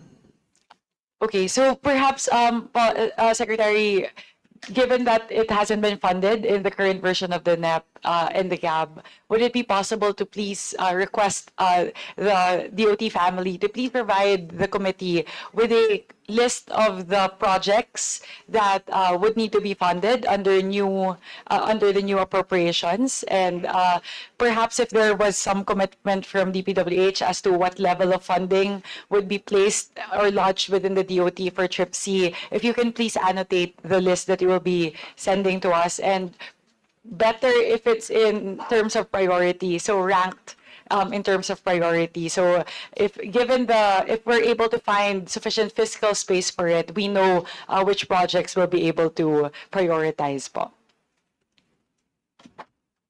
Thank you very much, Madam Chair. We fully appreciate the support in terms of funding the new tourism roads, given its vital importance for tourism development. We are also prepared to provide all of the documentary proof that would evince the DPWH's commitment as well as its priority for the TRIP program to be lodged under DOT, all of which was submitted to the DBM for its consideration. Thank you very much po, Secretary Frasco. So we'll just wait for that list, as well as the additional documentation that you will be sharing with the committee. I believe a lot of our colleagues here today expressed full support for funding, additional funding for Trip C, given that it is a very vital component of really like helping the tourism traffic towards our critical tourism sites throughout the country. So, sige po, we'll wait for that po. The second matter that I wanted to expound on is what was raised earlier today with regard to the utilization or the actual disbursement of the CHED allocation under the travel tax revenue distribution. So, as per RA 9593, 40% of the travel tax revenues should go to CHED and must be disbursed for the purpose of tourism-related educational programs. So this was raised earlier today din po, Secretary Frasco. So we'd like to again ask our representative from the DBM, Mr. La Cruz, as to whether you will be able to provide the status on the downloading of the 40% of the travel tax revenues towards SHED, and whether that's really being disbursed for the purpose of tourism-related educational programs. Pursuant to RA 9593, the travel tax amounting to 1,620 per traveler goes to 50% of that goes to the TIASA, and then 40% of that goes to the CHED, and then the 10% goes to NCAA. Regarding for your question about whether we know the utilization of the 40% from CHED, I apologize for that. We are not the one handling the budget of the CHED, but we will coordinate with them po. But at least in terms of the downloading, right? The DBM should have visibility on that. Yes po, ma'am. The bureau handling the CHED, Bureau F, will be the one who knows better than us po. But we will coordinate po with them. So would you be able to at least enlighten the committee on the amounts that were downloaded to CHED since 2009 when RA 9593 was enacted? Yes, ma'am. We will be able to submit it, ma'am. We will coordinate with the office in charge of the CHED within DBM po. Because our bureau handles only the Department of Tourism, OSEC, and then the attached agencies. Yes, we understand, but perhaps the concern that was raised here today is this is a substantial amount. Travel tax revenues amounts to a lot every year, and from 2009, we're talking about 16 years, right? Almost 16 years since its implementation. So if you may please provide the committee that. Yes, ma'am. We will coordinate po accordingly. If Secretary Frasco, would you have an idea as to how much this is po? Madam Chair, TIASA has a record of all of the remittances that they have made to CHED. So if I can yield the floor to GM Mark Lapid of TIEZA to provide the information. GM Lapid, thank you very much. Good afternoon, Madam Chair. Thank you, Madam Secretary. For the year, starting year 2013, Madam Chair, up to the present 2024, for the whole year 2024, we were able to remit at least around 23 billion already, Madam Chair. We can give this honorable chair the exact figures, Madam Chair, for a yearly basis that we are remitting to the National Treasury for the share, including the share of the NCCA, Madam Chair, which is the 10% also. We will give you a complete computation, a breakdown of the shares. It's all here, Madam Chair. We'll give you a copy. Thank you very much, GM Lapid. Just to clarify po, that whole amount, 23 billion, that whole amount was remitted to CHED. Yes po. It's remitted to the National Treasury, Madam the Chair, purpose for of the purpose downloading of the the CHED, together with the 10% for the NCCA. Okay. Yun po. Together with the 10%. So babawasan po natin to ng 10%? No, separate po yun, ma'am. Separate. So 23 billion all for CHED. Yeah, for CHED. For the NCCA, we were able to remit at least around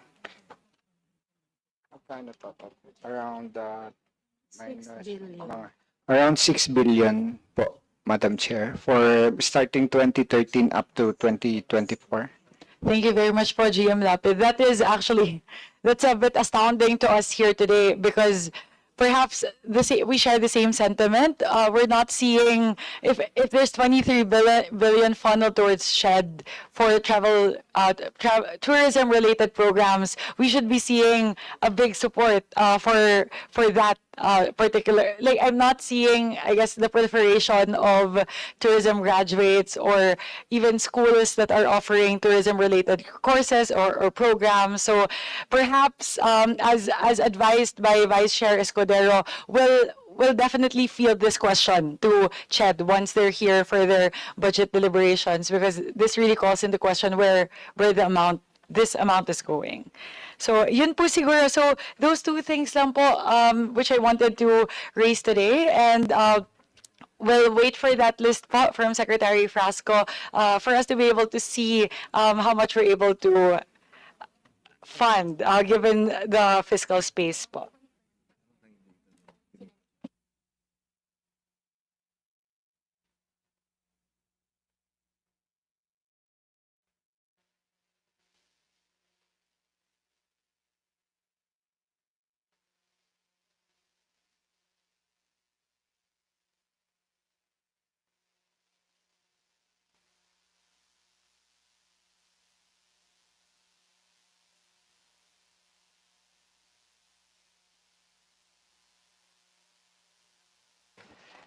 Just to share po, but we'll probe CHED further on this.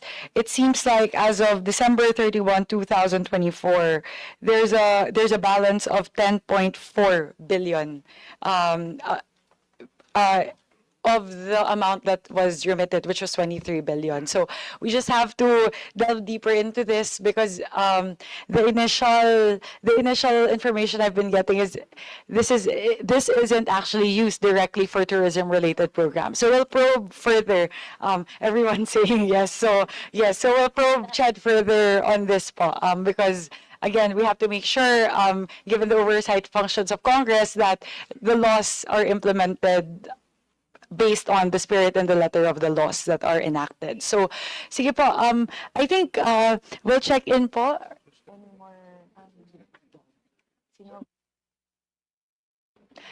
Given that there are no more members who wish to interpolate the DOT family, the Department of Tourism, may I hear, is there a motion?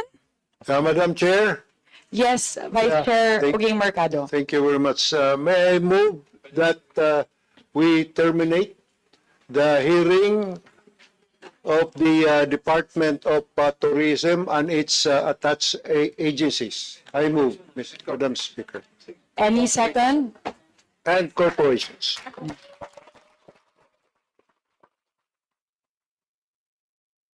There is a motion to terminate the budget hearing of the Department of Tourism. It has been moved and seconded. The motion is carried.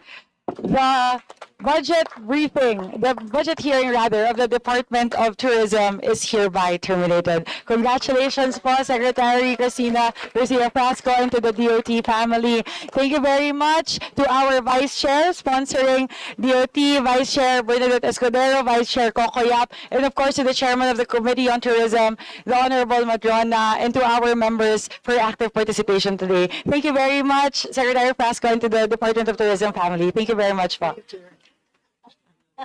To give way